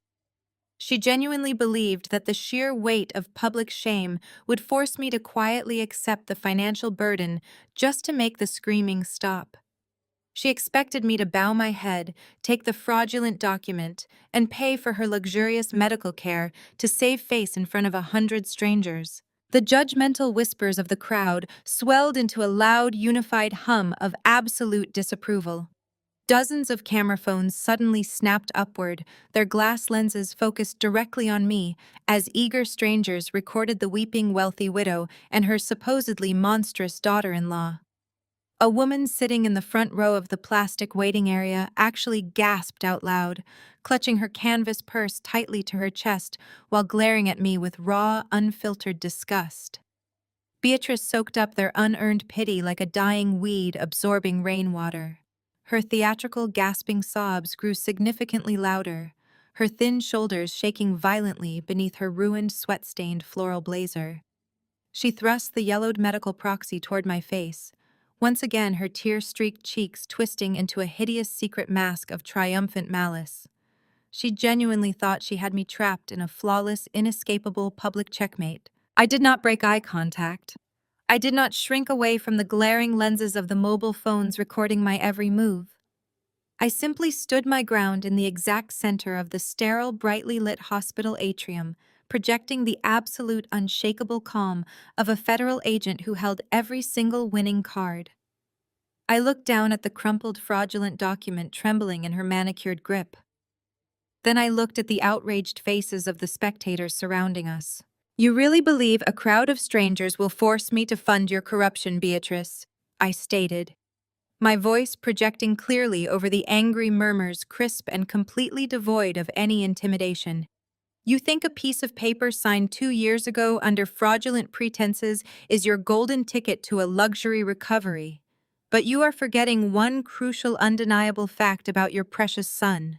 I reached into the inner pocket of my tailored suit jacket and pulled out my smartphone. I tapped the glass screen with deliberate precision, navigating quickly to my highly secured federal contact list. "Spencer is fundamentally selfish," I announced to the silent watching lobby. "He has no loyalty to anyone but himself, not to me, not to his defrauded investors, and most certainly not to you." I hit dial, activated the speakerphone setting, and held the device up high for maximum volume. The secure line rang exactly twice before a deep, booming, authoritative voice echoed through the massive, cavernous atrium. "National Insurance Directorate Director Sterling speaking. Agent Maddie, what can I do for you this morning?" "Director Sterling," I said, my tone strictly professional and commanding. "I need immediate public verbal confirmation regarding the premium VIP medical policy under the Blackwell Family Trust. Specifically, I need the current legal status of the financial guarantor proxy document assigned to Beatrice Blackwell." The sharp sound of rapid keyboard typing filtered through the speaker, amplified perfectly in the echoing hospital lobby. The spectators held their collective breath, their phones still recording every single second of the confrontation. Beatrice stopped sobbing instantly. Her hands froze in mid-air, a sudden terrifying flicker of genuine uncertainty crossing her pale, sweat-slicked face. "I have the master file pulled up right here, Agent," Director Sterling's voice boomed from the device. "The medical proxy document you are referencing is entirely void. It holds absolutely zero legal or financial weight." Beatrice gasped sharply, her jaw dropping wide open. "That is a lie!" she shrieked, pointing a shaking finger at my phone. "I have the physical document right here in my hand. It is signed and properly notarized." "The physical document is completely irrelevant, ma'am." Director Sterling countered, his professional tone slicing through her rising hysteria like a surgical scalpel. "The premium VIP medical coverage associated with that specific proxy was illegally terminated exactly 6 months ago. Spencer Blackwell personally accessed the primary trust accounts and completely canceled your safety net." Beatrice gripped the black plastic armrests of her transport wheelchair, her knuckles turning stark white with the force of her grip. "Why would he do that? Why would my own son cancel my medical coverage?" I looked directly into Beatrice's sunken, terrified eyes. I let the absolute suffocating silence of the room stretch for one heavy, punishing second before allowing the director to deliver the final killing blow. "Spencer Blackwell canceled your premium health coverage to free up the liquid capital required to purchase a secondary ultra-exclusive VIP policy," Director Sterling announced loudly. "He transferred your entire medical fund, including the guarantor proxy, to a completely new beneficiary. The premium policy is currently held exclusively by a Ms. Brittany Hayes." Brittany, the mistress, the young opportunistic woman who was currently hiding in the hospital parking garage. The reaction was instantaneous and utterly devastating. The large crowd of strangers who just moments ago had been ready to lynch me let out a collective booming gasp of pure, unadulterated shock. The pity they had felt for the crying widow evaporated into thin air, instantly replaced by a potent mixture of appalled amusement and morbid fascination. Whispers of his mistress and her own son rippled through the expansive lobby like wildfire. Beatrice sat completely paralyzed in her rigid wheelchair. The realization hit her with the destructive force of a nuclear bomb. Her precious golden boy, the son she had fiercely protected, actively enabled and conspired with to ruin my life, had explicitly sold her out. Spencer had looked at his mother's expensive life-saving medical coverage and decided to rip it away, just to spoil his young affair partner. He had left his own mother completely exposed and entirely financially vulnerable, so his mistress could enjoy premium top-tier health benefits. The yellowed, fraudulent piece of paper slipped from Beatrice's trembling fingers. It fluttered uselessly through the air and landed face down on the cold floor tiles. Her mouth moved rapidly, but absolutely no sound came out. The invincible, arrogant matriarch of the Blackwell Empire was finally permanently broken. She had been viciously betrayed by the only person she truly loved. She was completely alone, publicly humiliated and entirely destitute. The heavy, suffocating silence in the lobby was absolute. No one moved a single muscle. No one spoke a single word. The spectators simply stared in awe at the ruined woman slumped deeply in the cheap transport chair. Then a sharp, piercing electronic ringtone shattered the quiet. The loud sound came from the depths of Beatrice's discarded designer handbag resting near her feet. She did not reach for it. She simply stared straight ahead, her eyes glassy, vacant, and completely devoid of life. The phone rang again, louder and significantly more insistent this time. Alexander Reed, standing just a few feet away, reached down and unzipped the expensive bag. He pulled out the vibrating smartphone. The screen was flashing bright red, displaying a critical automated banking alert. Reed swiped the screen to answer and hit the speaker button, holding it out toward Beatrice. "This is an urgent automated notification from Vanguard Federal Bank," a robotic synthesized female voice announced, echoing loudly through the perfectly silent atrium. "Please be advised that all authorized grace periods have officially expired. Effective immediately, the Blackwell family estate has been formally placed into foreclosure. Federal agents are currently on site to execute the complete seizure of the property and all remaining physical assets. You must vacate the premises immediately." The synthesized female voice clicked off, leaving a ringing void in the massive hospital atrium. Alexander Reed casually dropped the burner phone back into Beatrice's lap. The matriarch remained entirely catatonic, staring blankly at the floor. I turned on my heel, the sharp clack of my stilettos cutting through the stunned silence of the spectators. The crowd instinctively parted, creating a wide, clear path leading directly to the main exit. I did not look back. My federal assignment was complete. The Blackwell Syndicate was dismantled, their assets seized and their aristocratic armor permanently shattered. Before I could reach the revolving glass doors, frantic footsteps slapped heavily against the polished marble floor behind me. A hand clamped down hard on my forearm, the fingernails digging desperately into my tailored jacket. I stopped and turned. Caroline stood there. Her transformation was absolute. The arrogant, untouchable heiress who had sneered at me for years was completely gone. Her expensive mascara ran in thick black rivers down her pale cheeks. Her designer dress was wrinkled and sweat-stained. Her entire body shook with violent, unrestrained panic. She had no brother to protect her, no mother to fund her, and no husband to house her. She was facing the terrifying reality of absolute zero. "Maddie, wait!" Caroline sobbed, her grip tightening on my sleeve. She dropped every single ounce of her precious pride right there in the middle of the public lobby, surrounded by the same strangers who had just witnessed her mother's ruin. "Please, you have to help me." I stared down at her hand until she slowly, reluctantly released her grip. I remained perfectly silent, letting her desperation suffocate her. "Jamal froze my credit cards." Caroline wept, her chest heaving as the tears spilled freely. "He locked me out of the banking app. The estate is gone. The feds are taking everything. I have absolutely nowhere to go. I do not have a single dollar to my name. Please, Maddie, just give me some cash, just enough to book a decent hotel room for a few nights until I can figure this out. You have federal resources. You have money. Just give me something."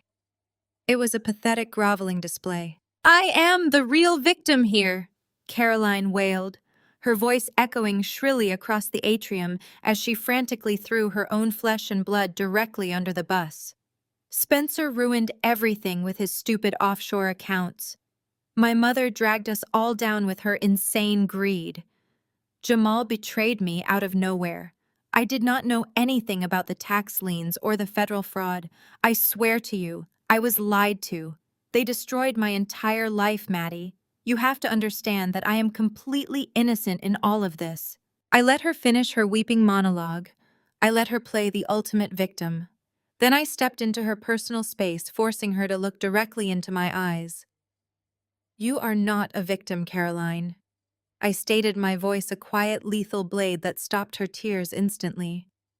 "You are an active, willing participant in my destruction. And you are a terrible liar." Caroline gulped, her eyes darting nervously toward the watching crowd. "I do not know what you mean." "Let us rewind exactly 12 months, I said, leaning in closer. Spencer was aggressively preparing to file the divorce papers. He needed a bulletproof reason to legally drain our joint assets and leave me with absolutely nothing. But I had a flawless record. I was a supportive wife. I had an immaculate credit history. He had zero leverage, so he turned to you for help.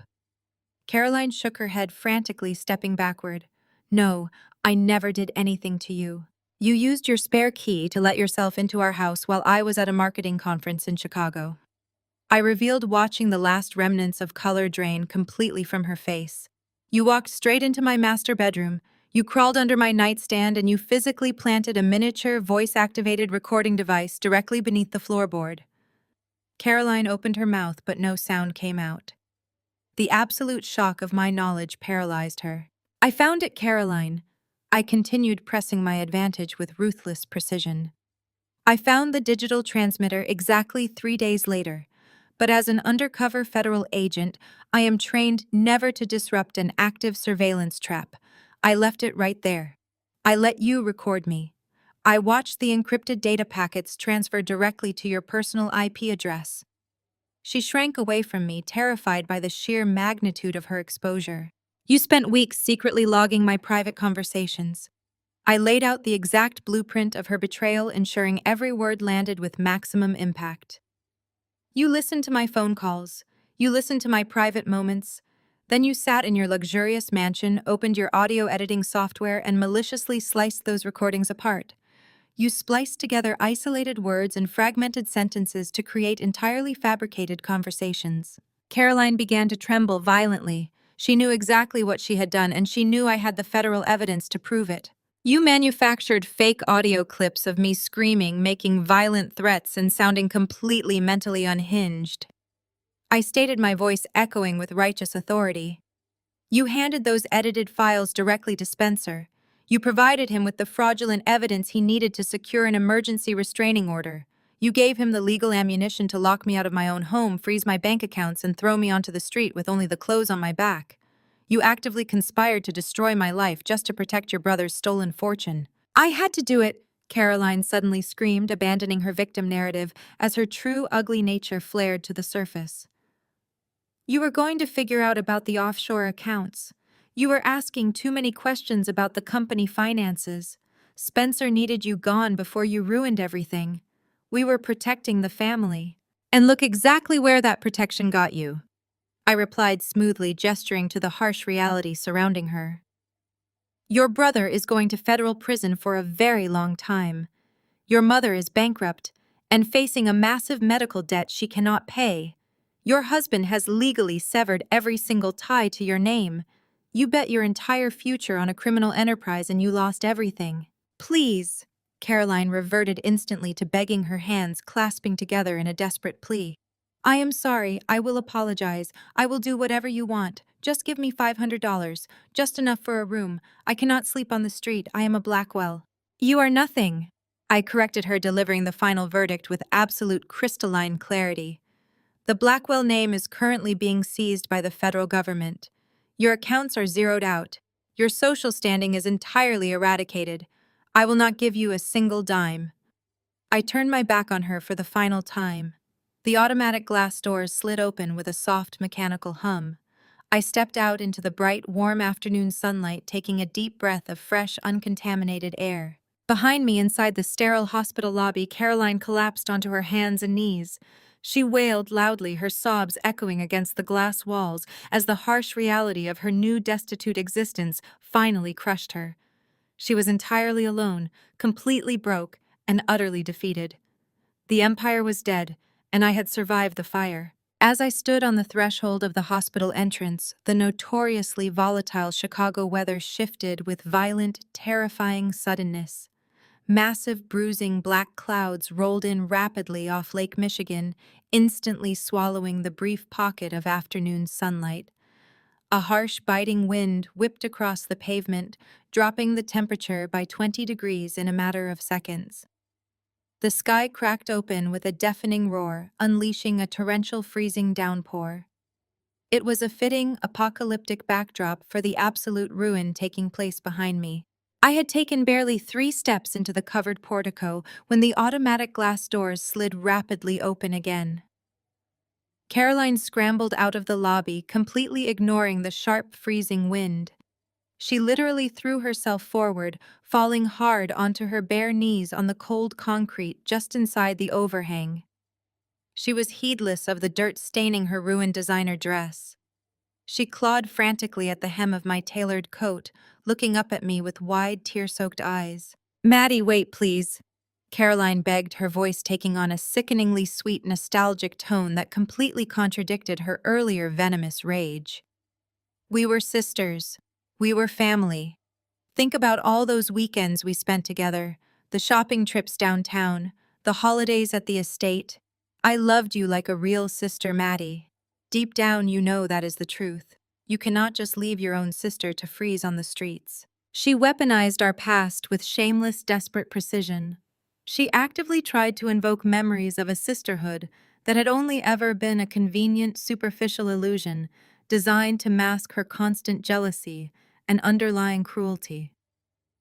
She sobbed loudly, clasping her hands together tightly, in a posture of total surrender.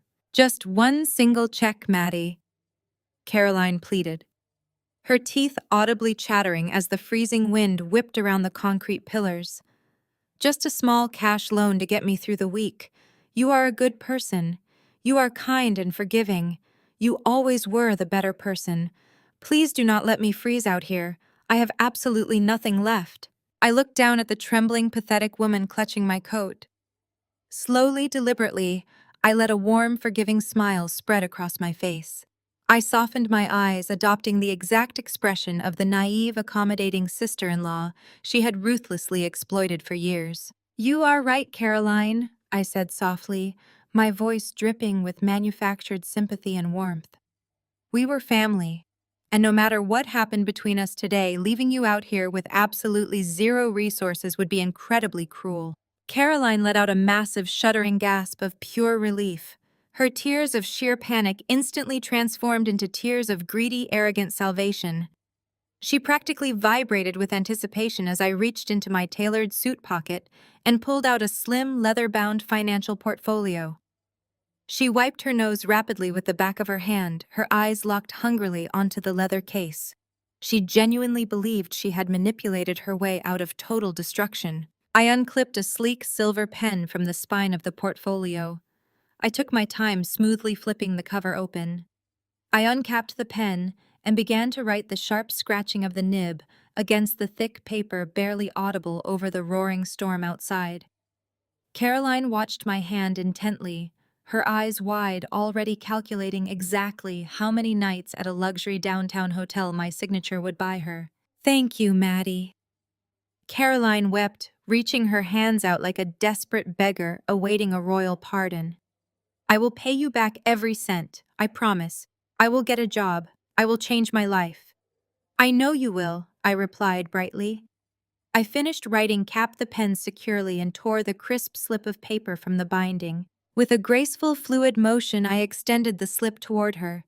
Caroline snatched it from my fingers with lightning speed. Her eyes darted aggressively down to the paper, eager to see the massive sum I had gifted her. The greedy, triumphant smile instantly vanished from her face. It melted away completely, replaced by an expression of sheer, unadulterated horror. It was not a check. It was a highly detailed, itemized forensic audit invoice. $50,000. I stated, my warm smile snapping instantly into a mask of pure lethal ice. "That is the exact precise amount of money you actively embezzled from Alexander Reed's pediatric hospital charity over the past 18 months. You did not think the federal government would seize the charity ledgers when we raided Spencer's offshore accounts, did you?" Caroline stared at the invoice, her jaw hanging slack as her eyes scanned the meticulously detailed charges, unable to comprehend the trap she had just walked into. "I know exactly how you funded your lavish spa weekends and your exclusive designer handbag collection." I continued, pressing the absolute, undeniable reality of her crimes onto her shoulders. "You set up dummy vendor accounts and funneled the pediatric charity donations directly into your personal offshore trust. Every single fraudulent wire transfer is fully documented in the federal evidence files. If you want to review the exact federal case logs, you can refer to the digital exhibits named audit_sum_21.docx, along with fin_rec_21.docx, trans_log_21.docx, and finally the comprehensive master ledger listed officially as master_ledger_21.docs. The FBI has tracked every single keystroke you ever made." Caroline began to hyperventilate. The heavy paper shook violently in her hands. The realization that she was not just broke, but actively facing imminent federal embezzlement charges shattered her completely. "That invoice is merely a courtesy copy," I said, leaning down until my face was mere inches from hers. "The actual bill has already been submitted to the Internal Revenue Service and the regional federal prosecutor. You do not need a luxury hotel room, Caroline. You need a very aggressive defense attorney. And since your assets are permanently frozen, I suggest you start researching a public defender immediately."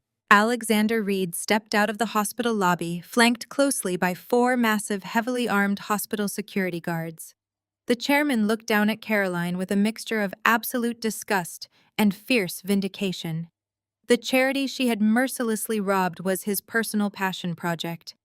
"Take out the trash," Alexander commanded the guards, pointing firmly toward the exit. The armed guards surged forward with zero hesitation. 2 of them grabbed Caroline aggressively by her upper arms, hauling her violently off the concrete floor. She shrieked, kicking her bare legs and thrashing wildly, but their grips were like iron vices.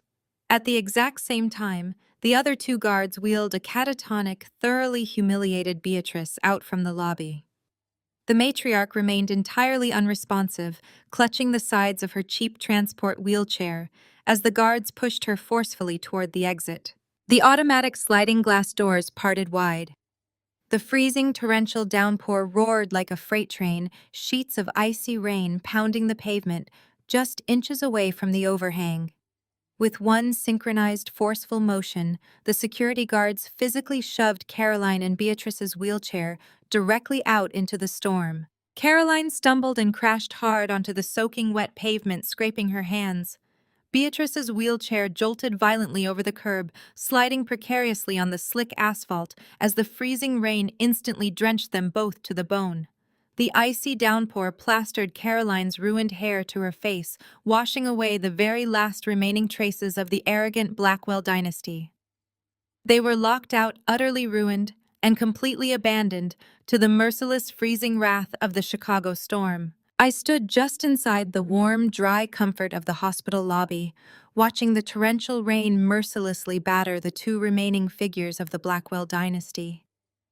The thick, reinforced glass separated my calm reality from their chaotic destruction.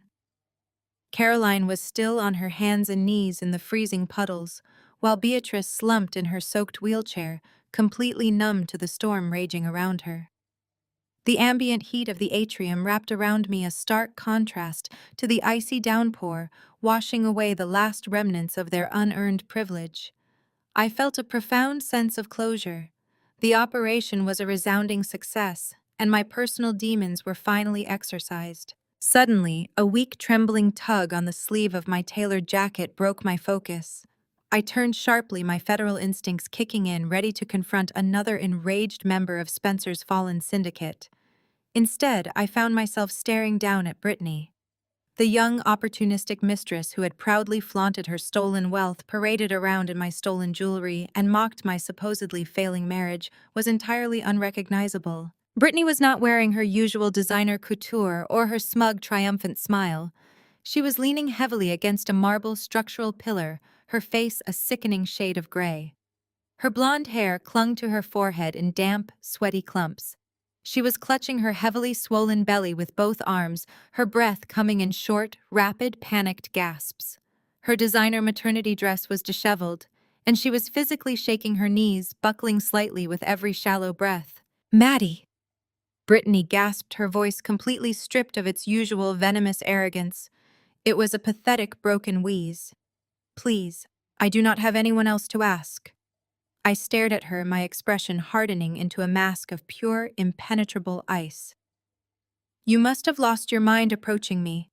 Where is your generous provider? Where is Spencer to lavish you with the premium VIP care he literally stole from his own mother to give to you?" Brittany let out a sharp, agonizing moan, doubling over slightly as another massive contraction hit her. She gripped the marble pillar tighter, her knuckles turning stark white. "He left," Brittany sobbed, tears mingling with the heavy sweat on her face. "When the federal agents breached the executive suites upstairs, Spencer bolted. He took the emergency stairwell to the parking garage. He left me alone in the VIP maternity ward. He did not even look back, Maddie. He just ran to save himself." I felt a cold wave of validation. Spencer's cowardice was incredibly predictable. "And the premium medical policy?" I asked, my tone completely devoid of sympathy. "Frozen." Brittany wept, her chest heaving. "The hospital administrators came into my private suite 10 minutes ago. They told me the federal government had flagged every single account tied to Spencer. My credit cards are declining. My bank accounts are locked. The administrators kicked me out of the VIP wing. They told me I had to transfer to the chaotic public ward or leave the premises entirely." She reached out, her trembling hand hovering just inches from my jacket, too afraid to actually touch me again. "I cannot stay here, Maddie," Brittany pleaded, her eyes darting frantically around the lobby as if expecting federal agents to descend upon her at any moment. "The press is already gathering outside the main gates. The investigators are ripping apart the executive suites. I need to get to St. Jude's Clinic across town. They have a standard public intake and nobody knows me there. But I have absolutely zero cash. My digital wallet is blocked. The rideshare apps are suspended because the payment methods are tied to Spencer's seized accounts. She paused, gasping sharply, her eyes squeezing shut in absolute agony as a fresh, powerful contraction seized her body. Please, she begged, her voice dropping to a pathetic, humiliating whisper. Just give me $40, just enough for a basic taxi fare across town. I am in active labor. The contractions are 5 minutes apart. I am terrified and I am completely broke. I stood perfectly still, looking down at the woman who had actively conspired to ruin my life. A fierce, powerful internal conflict raged within my mind. Part of me, the deeply wounded, betrayed wife, wanted to laugh. I wanted to point to the sliding glass doors and tell her to go join Caroline and Beatrice in the freezing rain. This woman had slept in my bed. She had worn my clothes. She had knowingly and gleefully participated in Spencer's cruel psychological warfare against me. Walking away and leaving her to suffer the humiliating consequences of her own terrible choices would be the ultimate satisfying revenge. But as I stared at her terrified, sweat-drenched face, my gaze dropped to her swollen stomach. Inside that belly was an entirely innocent life. That unborn child did not choose Spencer Blackwell as a father. That baby did not ask to be brought into a world of corporate fraud, malicious betrayal, and federal indictments. The child was blameless, completely separate from the toxic criminal actions of its parents. My federal training and my own moral compass demanded a higher standard. I am an agent of justice, not an agent of mindless cruelty. Allowing an innocent infant to suffer medical complications in a hospital lobby out of pure personal spite would make me no better than Beatrice or Spencer. I pulled out my secure federal tablet, my fingers moving rapidly across the encrypted screen to verify her claims. I immediately accessed the central asset seizure logs. I opened the specific document named offshore_trace_22.docx, confirming the total freeze on Brittany's primary checking accounts. I then cross-referenced the flight risk protocols in the file named charity_fraud_22.docx, which detailed Spencer's cowardly evasion path through the parking garage. I checked the terminated insurance liabilities neatly categorized in forensic_xp_22.docs, proving she was indeed completely devoid of medical coverage. Finally, I reviewed the hospital's standard eviction protocols for rejected VIP patients in the file named fed_audit_22.docx. Everything she said was completely accurate. She was entirely destitute. I slid the tablet back into my pocket. I reached into my purse, bypassing my checkbook, and pulled out a crisp, brand-new $100 bill from my emergency cash reserve. Brittany's eyes widened in sheer, pathetic desperation as she stared at the money. "This is not for you," I stated, my voice echoing with a cold, absolute authority that demanded total silence. "This is entirely for the innocent child you are about to bring into this world. That baby deserves a safe delivery regardless of the horrible decisions its parents made." I stepped forward and pressed the $100 bill firmly into Brittany's trembling, sweaty palm. "Take a taxi to St. Jude's," I ordered, my tone leaving absolutely no room for debate or gratitude. "Get yourself checked into the public ward. Then you need to focus entirely on raising that child to be absolutely nothing like Spencer Blackwell." Brittany clutched the cash to her chest, sobbing with a mixture of immense relief and profound shame. She nodded frantically, unable to form words, before turning and hobbling as quickly as her contracting body would allow toward the side exit, desperate to escape the ruins of the empire she had tried to steal. I watched her go, feeling a deep, quiet peace settle firmly in my chest. I had not let their darkness corrupt my humanity. I had won on my own terms. I watched Brittany take 2 agonizing, shuffling steps toward the heavy revolving doors, her fingers clutching my $100 bill like a life preserver. A sudden sharp realization hit me, halting my breathing. Giving her my personal funds was a massive mistake. It was a temporary, meaningless bandage on a catastrophic wound. More importantly, it made me financially complicit in facilitating her quiet escape from accountability. I stepped quickly forward, my heels clicking sharply against the polished marble tile, and snatched the crisp banknote right back out of her sweaty, trembling palm. Brittany gasped, stumbling backward against the structural pillar as another harsh labor contraction ripped through her abdomen. She looked at me with wide, terrified eyes, completely unable to process the sudden reversal. "No," I stated, my voice echoing with absolute finality as I folded the bill and slid it back into my pocket. "I am not paying for your taxi, Brittany. I will not spend a single cent of my hard-earned money to subsidize Spencer's catastrophic failures. You do not get to quietly disappear into the night using my cash." "Maddie, please," she whimpered, her legs shaking violently. "The baby is coming. I have absolutely nothing." "I am fully aware of your financial status," I replied, my tone crisp and authoritative. I turned my back to her and locked eyes with Alexander Reed. The hospital chairman was standing a few yards away, silently observing the immediate aftermath of the federal raid and the expulsion of the Blackwell matriarch. "Chairman Reed," I called out, projecting my voice across the quiet, highly secured lobby. Alexander straightened his impeccable suit jacket and walked toward me, his expression cautious but deeply respectful. "Agent Maddie, your operation today was remarkably efficient. You surgically removed a massive criminal liability from my institution. And in doing so, I saved this hospital from a catastrophic public relations nightmare and severe federal penalties." I pointed out, establishing my leverage with lethal, uncompromising precision. I kept the FBI raid strictly contained to Spencer Blackwell's specific accounts. I ensured the media outside remains entirely focused on the Blackwell family, keeping your hospital's overall reputation completely insulated from the fallout. Alexander nodded slowly, his sharp eyes evaluating me. "You did. The board of directors owes you a significant debt of gratitude." "I am calling in a fraction of that debt right now," I told him, gesturing sharply toward the groaning, sweating woman leaning against the pillar. "This woman is in active labor. She requires immediate medical admission and full maternal care." Brittany let out a loud, shuddering breath of relief, fresh tears spilling over her mascara-stained cheeks. She genuinely believed she was about to be escorted back up to the luxurious, silk-sheeted VIP maternity suite. She believed her nightmare was over. However, I continued, raising my hand to stop the approaching hospital orderlies. "She is not to be admitted as a private patient. She holds no insurance, and her assets are federally frozen.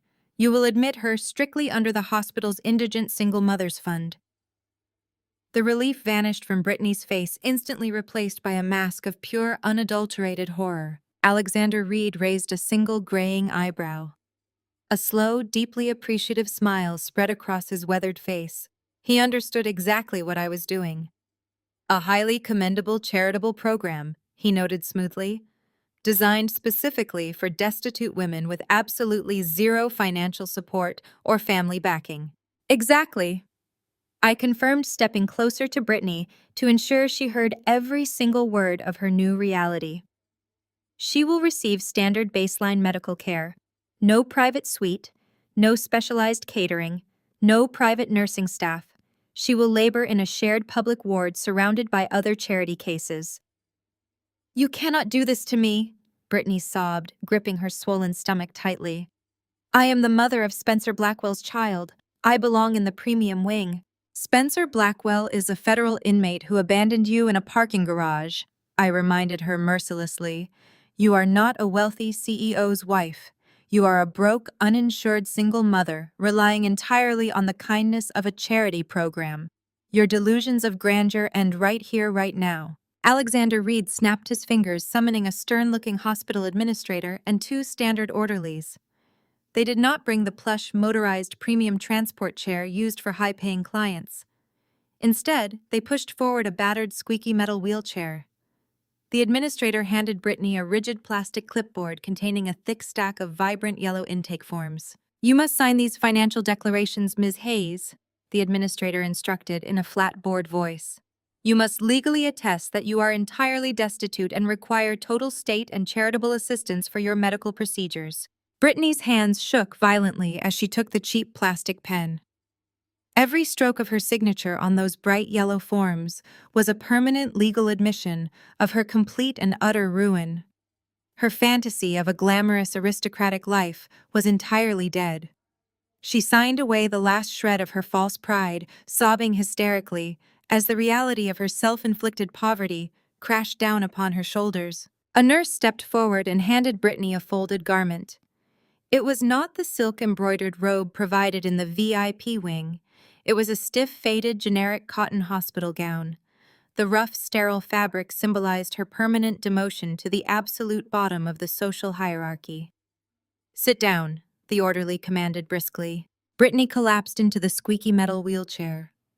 She buried her face in the scratchy cotton gown, weeping with loud, uncontrollable despair.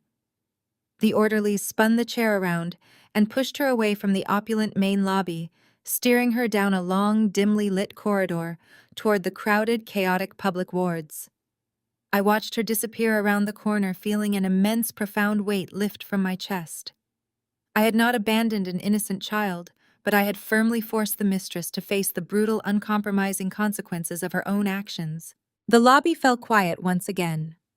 The storm raged violently against the glass doors, but the air inside felt remarkably clean and purified. I turned back to the center of the room. Alexander Reed was still standing there. He had not moved a single inch. He was watching me with an expression of absolute transfixed fascination. He had witnessed me dismantle a corrupt billionaire, orchestrate a federal raid, expose a massive embezzlement scheme, evict a hostile matriarch, and handle a volatile medical crisis, all with lethal precision and absolute grace. I had not lost my temper. I had not raised my voice. I had controlled the entire battlefield. Alexander slowly unbuttoned his suit jacket. He reached down and picked up his expensive combination-locked leather briefcase from a nearby waiting chair. He set it down on a high marble counter and spun the brass dials with deliberate care. The locks clicked open with a sharp, satisfying snap. He reached inside the velvet-lined interior and pulled out a sleek, unmarked, heavy leather folder. He closed the briefcase, stepped forward, and extended the dark leather folder directly toward me. His eyes locked onto mine, burning with a serious, intense proposition.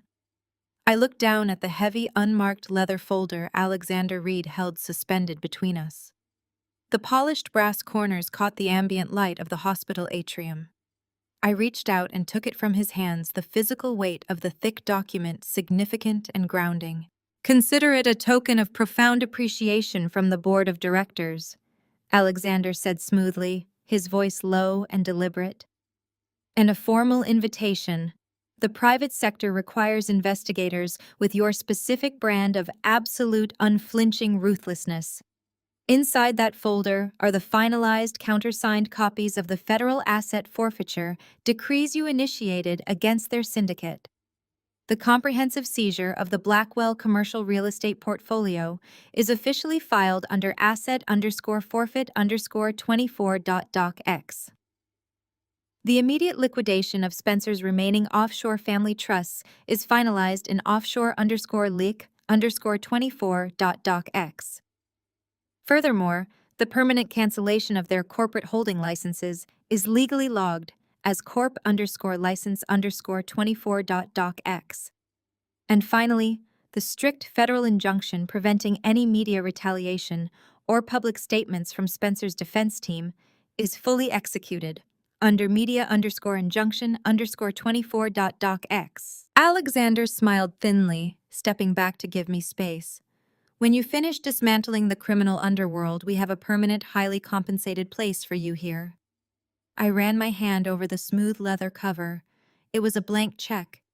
It was a golden parachute forged entirely from the ashes of the empire I had just burned down. I nodded slowly, holding his gaze with mutual silent respect. Before I could formulate my response, a sudden violent sound shattered the quiet serenity of the lobby. Thud, thud, thud. The frantic, desperate pounding echoed loudly against the thick, reinforced glass of the main entrance. Alexander and I both turned sharply toward the sound. Outside, the apocalyptic Chicago storm was reaching a fever pitch. Sheets of icy, freezing rain lashed against the pavement, transforming the hospital portico into a wind-whipped hurricane. Through the heavy, water-streaked glass, a horrifying spectacle was rapidly unfolding.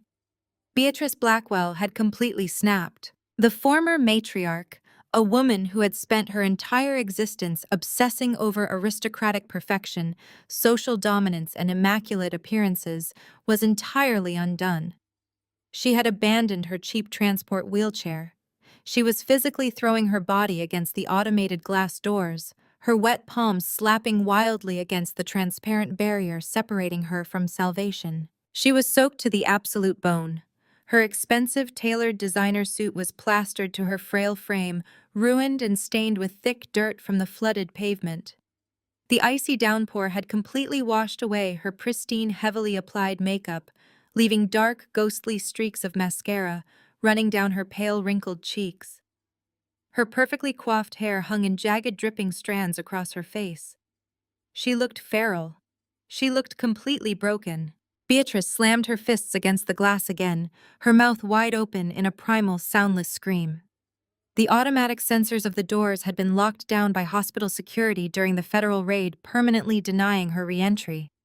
She was trapped in the freezing deluge. Her legs gave out. Beatrice dropped hard onto her bare knees right into a massive freezing puddle on the concrete. She did not even flinch at the violent impact.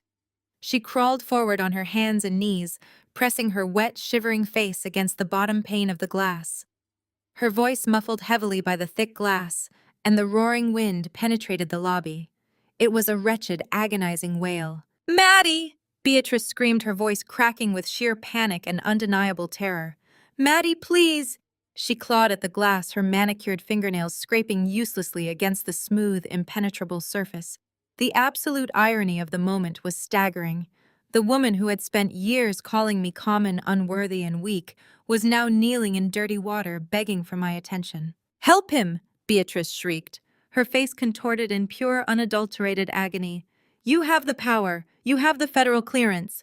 Call the director. Call your agents. You can fix this, Maddie. You can bail Spencer out. Please, I am begging you." She was pleading for mercy directly from the executioner. In her shattered, desperate mind, she truly believed that family loyalty, the very concept she had twisted, corrupted, and weaponized against me for years, would somehow compel me to save her criminal son. She sobbed violently, pressing her hands together in a prayerful gesture, bowing her head toward the glass. "He is your husband," Beatrice wailed, her voice hoarse and raw. "Do not let them lock him away. Have mercy on us, Maddie. Have mercy." I slowly handed the leather folder back to Alexander Reed. He took it silently, stepping aside to give me a completely clear path. I turned and walked toward the entrance. My tailored suit was immaculate. My posture was perfectly straight. I stopped just inches from the interior side of the glass. I looked down at the pathetic, ruined woman sobbing in the mud. I did not feel a single ounce of anger, hatred, or even vindictive satisfaction. I felt absolute freezing indifference. It was the total absence of emotion. I raised my right hand and signaled to the armed security guard standing by the manual override controls. He immediately flipped the heavy steel switch. The heavy glass doors slid smoothly apart.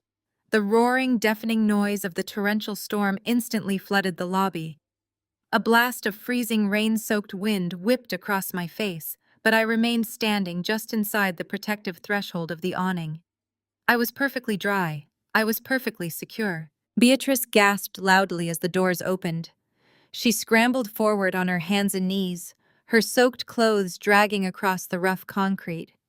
She reached her shaking, wrinkled hands out into the dry warmth of the lobby, desperately trying to grab the hem of my trousers. I took one single deliberate step backward. Her hands fell short, splashing into the shallow puddle gathering at the very edge of the welcome mat. "Maddie!" Beatrice choked out, looking up at me with wide, bloodshot eyes. "Please, use your connections. Make the calls. Save my boy." I looked down at her. I studied the deep, terrified lines on her face. I let the silence stretch, forcing her to endure the agonizing weight of my judgment while the freezing rain continued to batter her spine. "You were right, Beatrice. I said, my voice cutting through the roaring storm with lethal quiet precision. It was calm. It was devoid of all sympathy. It was absolute zero. Beatrice stopped sobbing for a fraction of a second, a fleeting, desperate glimmer of hope flashing in her eyes. She genuinely thought I was agreeing with her. She thought I was finally conceding to her matriarchal authority. I tilted my head, looking down at her with eyes as hard as polished steel. I delivered the final lethal callback. Leaving me was the smartest decision your son ever made. I watched the hope instantly die in her eyes. I watched her realize that this was not a rescue. This was an execution. Because if he had not, I continued, my words dropping like heavy stones onto her chest. I never would have gotten the clearance to burn this rotten family to the ground. Beatrice let out a ragged, suffocating gasp. The realization hit her with the force of a physical blow. She realized that Spencer's betrayal was not his salvation. It was the exact catalyst for his absolute destruction. By throwing me away, they had handed me the matches and the gasoline. I did not wait for her to respond. I did not wait for another scream. I simply turned my back on her and signaled the guard. The heavy glass doors slid rapidly shut, sealing with a firm, decisive click.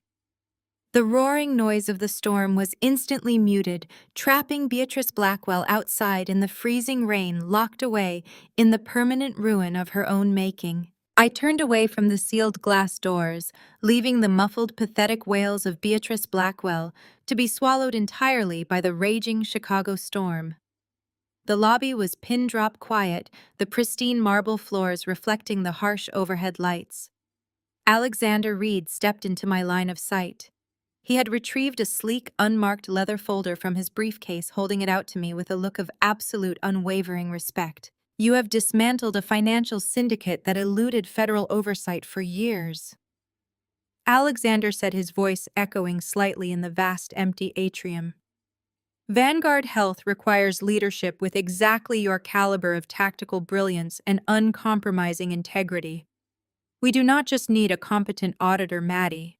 We need a visionary architect to rebuild our entire financial infrastructure from the ground up." I took the heavy folder from his hands, flipping open the cover. The crisp, thick parchment inside detailed a comprehensive, fiercely lucrative executive contract. The title printed at the very top of the page was bold, clear, and undeniable: Senior Partner of Vanguard Health's Financial Wing. It was not just a job offer. It was an immediate ascension to the highest echelon of the corporate hierarchy. It granted me absolute operational control, sweeping authority over multi-billion-dollar portfolios, and a permanent bulletproof seat at the executive table. I pulled a sleek silver pen from the interior pocket of my tailored jacket. I did not hesitate. I did not ask for time to review the standard clauses. I knew my precise worth, and Alexander Reed clearly recognized it as well. I pressed the pen to the signature line, the dark ink flowing smoothly across the heavy paper, permanently sealing my new reality. I handed the signed contract back to him with a firm, confident nod. "Welcome to Vanguard, Senior Partner," Alexander said, offering a decisive, respectful handshake. "My private car is waiting at the secure rear exit. Let us get you out of this miserable storm." I walked beside him, the sharp click of my heels ringing out across the marble like a victory march. We bypassed the chaotic front entrance, stepping seamlessly through the restricted VIP corridors and out into a covered, highly secure private loading bay. A sleek, midnight black chauffeured luxury sedan sat idling, the powerful engine purring softly. The driver immediately opened the rear door. I slid into the plush, heated leather seats, the ambient warmth wrapping around me instantly. As the car pulled smoothly away from the curb, I looked out the tinted window at the heavy sheets of rain washing over the city.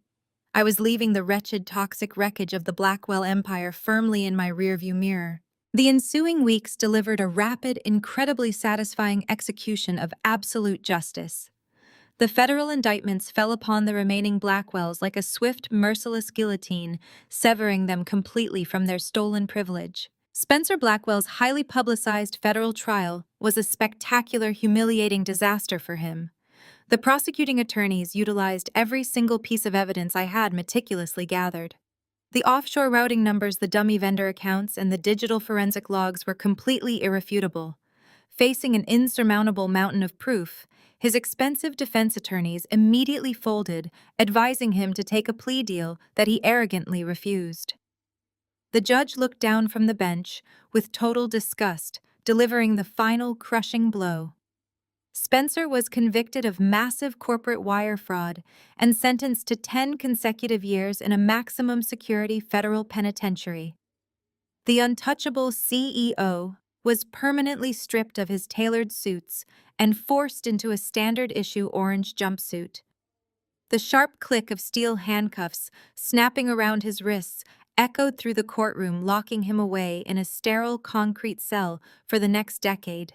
Beatrice Blackwell experienced a downfall so steep and profoundly degrading, it shattered her psychological reality entirely. The federal government aggressively seized every single asset tied to the Blackwell name. Her sprawling historic estate, her fleet of luxury vehicles, her offshore trust funds, and her priceless jewelry collection were all instantly liquidated to pay back the defrauded charities and investors. The former aristocratic matriarch was forcefully evicted from her mansion by armed marshals. Destitute and completely abandoned by her high society friends, Beatrice was forced to relocate to a cramped, poorly ventilated, low-income apartment complex on the industrial outskirts of the city. The woman who once hosted lavish catered galas for the city's elite was now reduced to clipping coupons and relying entirely on government food stamps to survive. The absolute humiliation of presenting an EBT card at a discount grocery store checkout line became her new, permanent, inescapable reality. Caroline faced an equally brutal, uncompromising reckoning. When the full extent of her criminal embezzlement from the pediatric charity became public knowledge, her husband Jamal reacted with swift, lethal legal precision.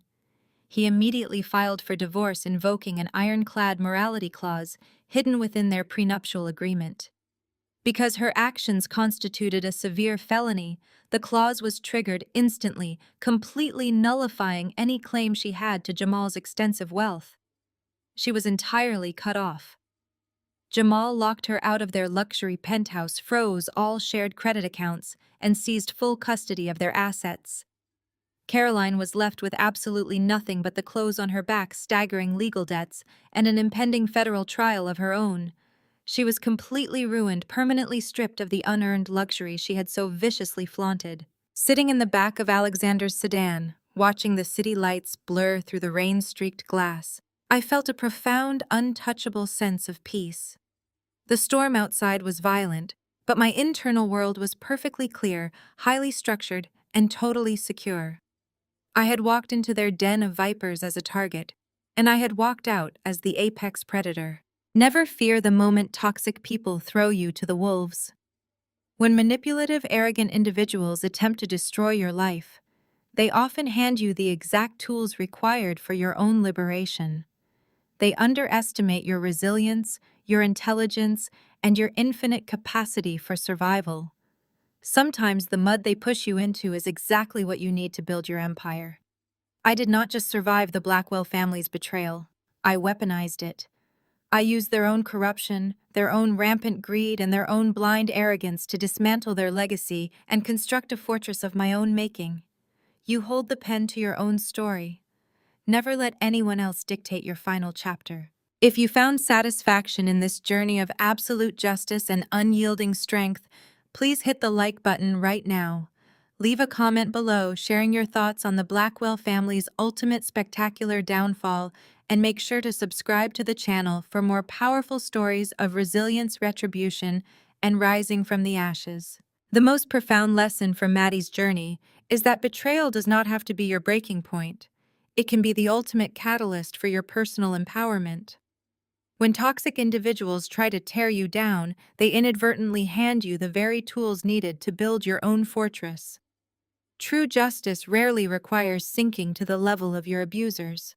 Instead, it is found in rising above them, maintaining your unwavering integrity, and letting the natural consequences of their own arrogance dismantle their lives while you secure your brilliant future. What is the greatest lesson you have learned from overcoming betrayal? Share your thoughts in the comments below.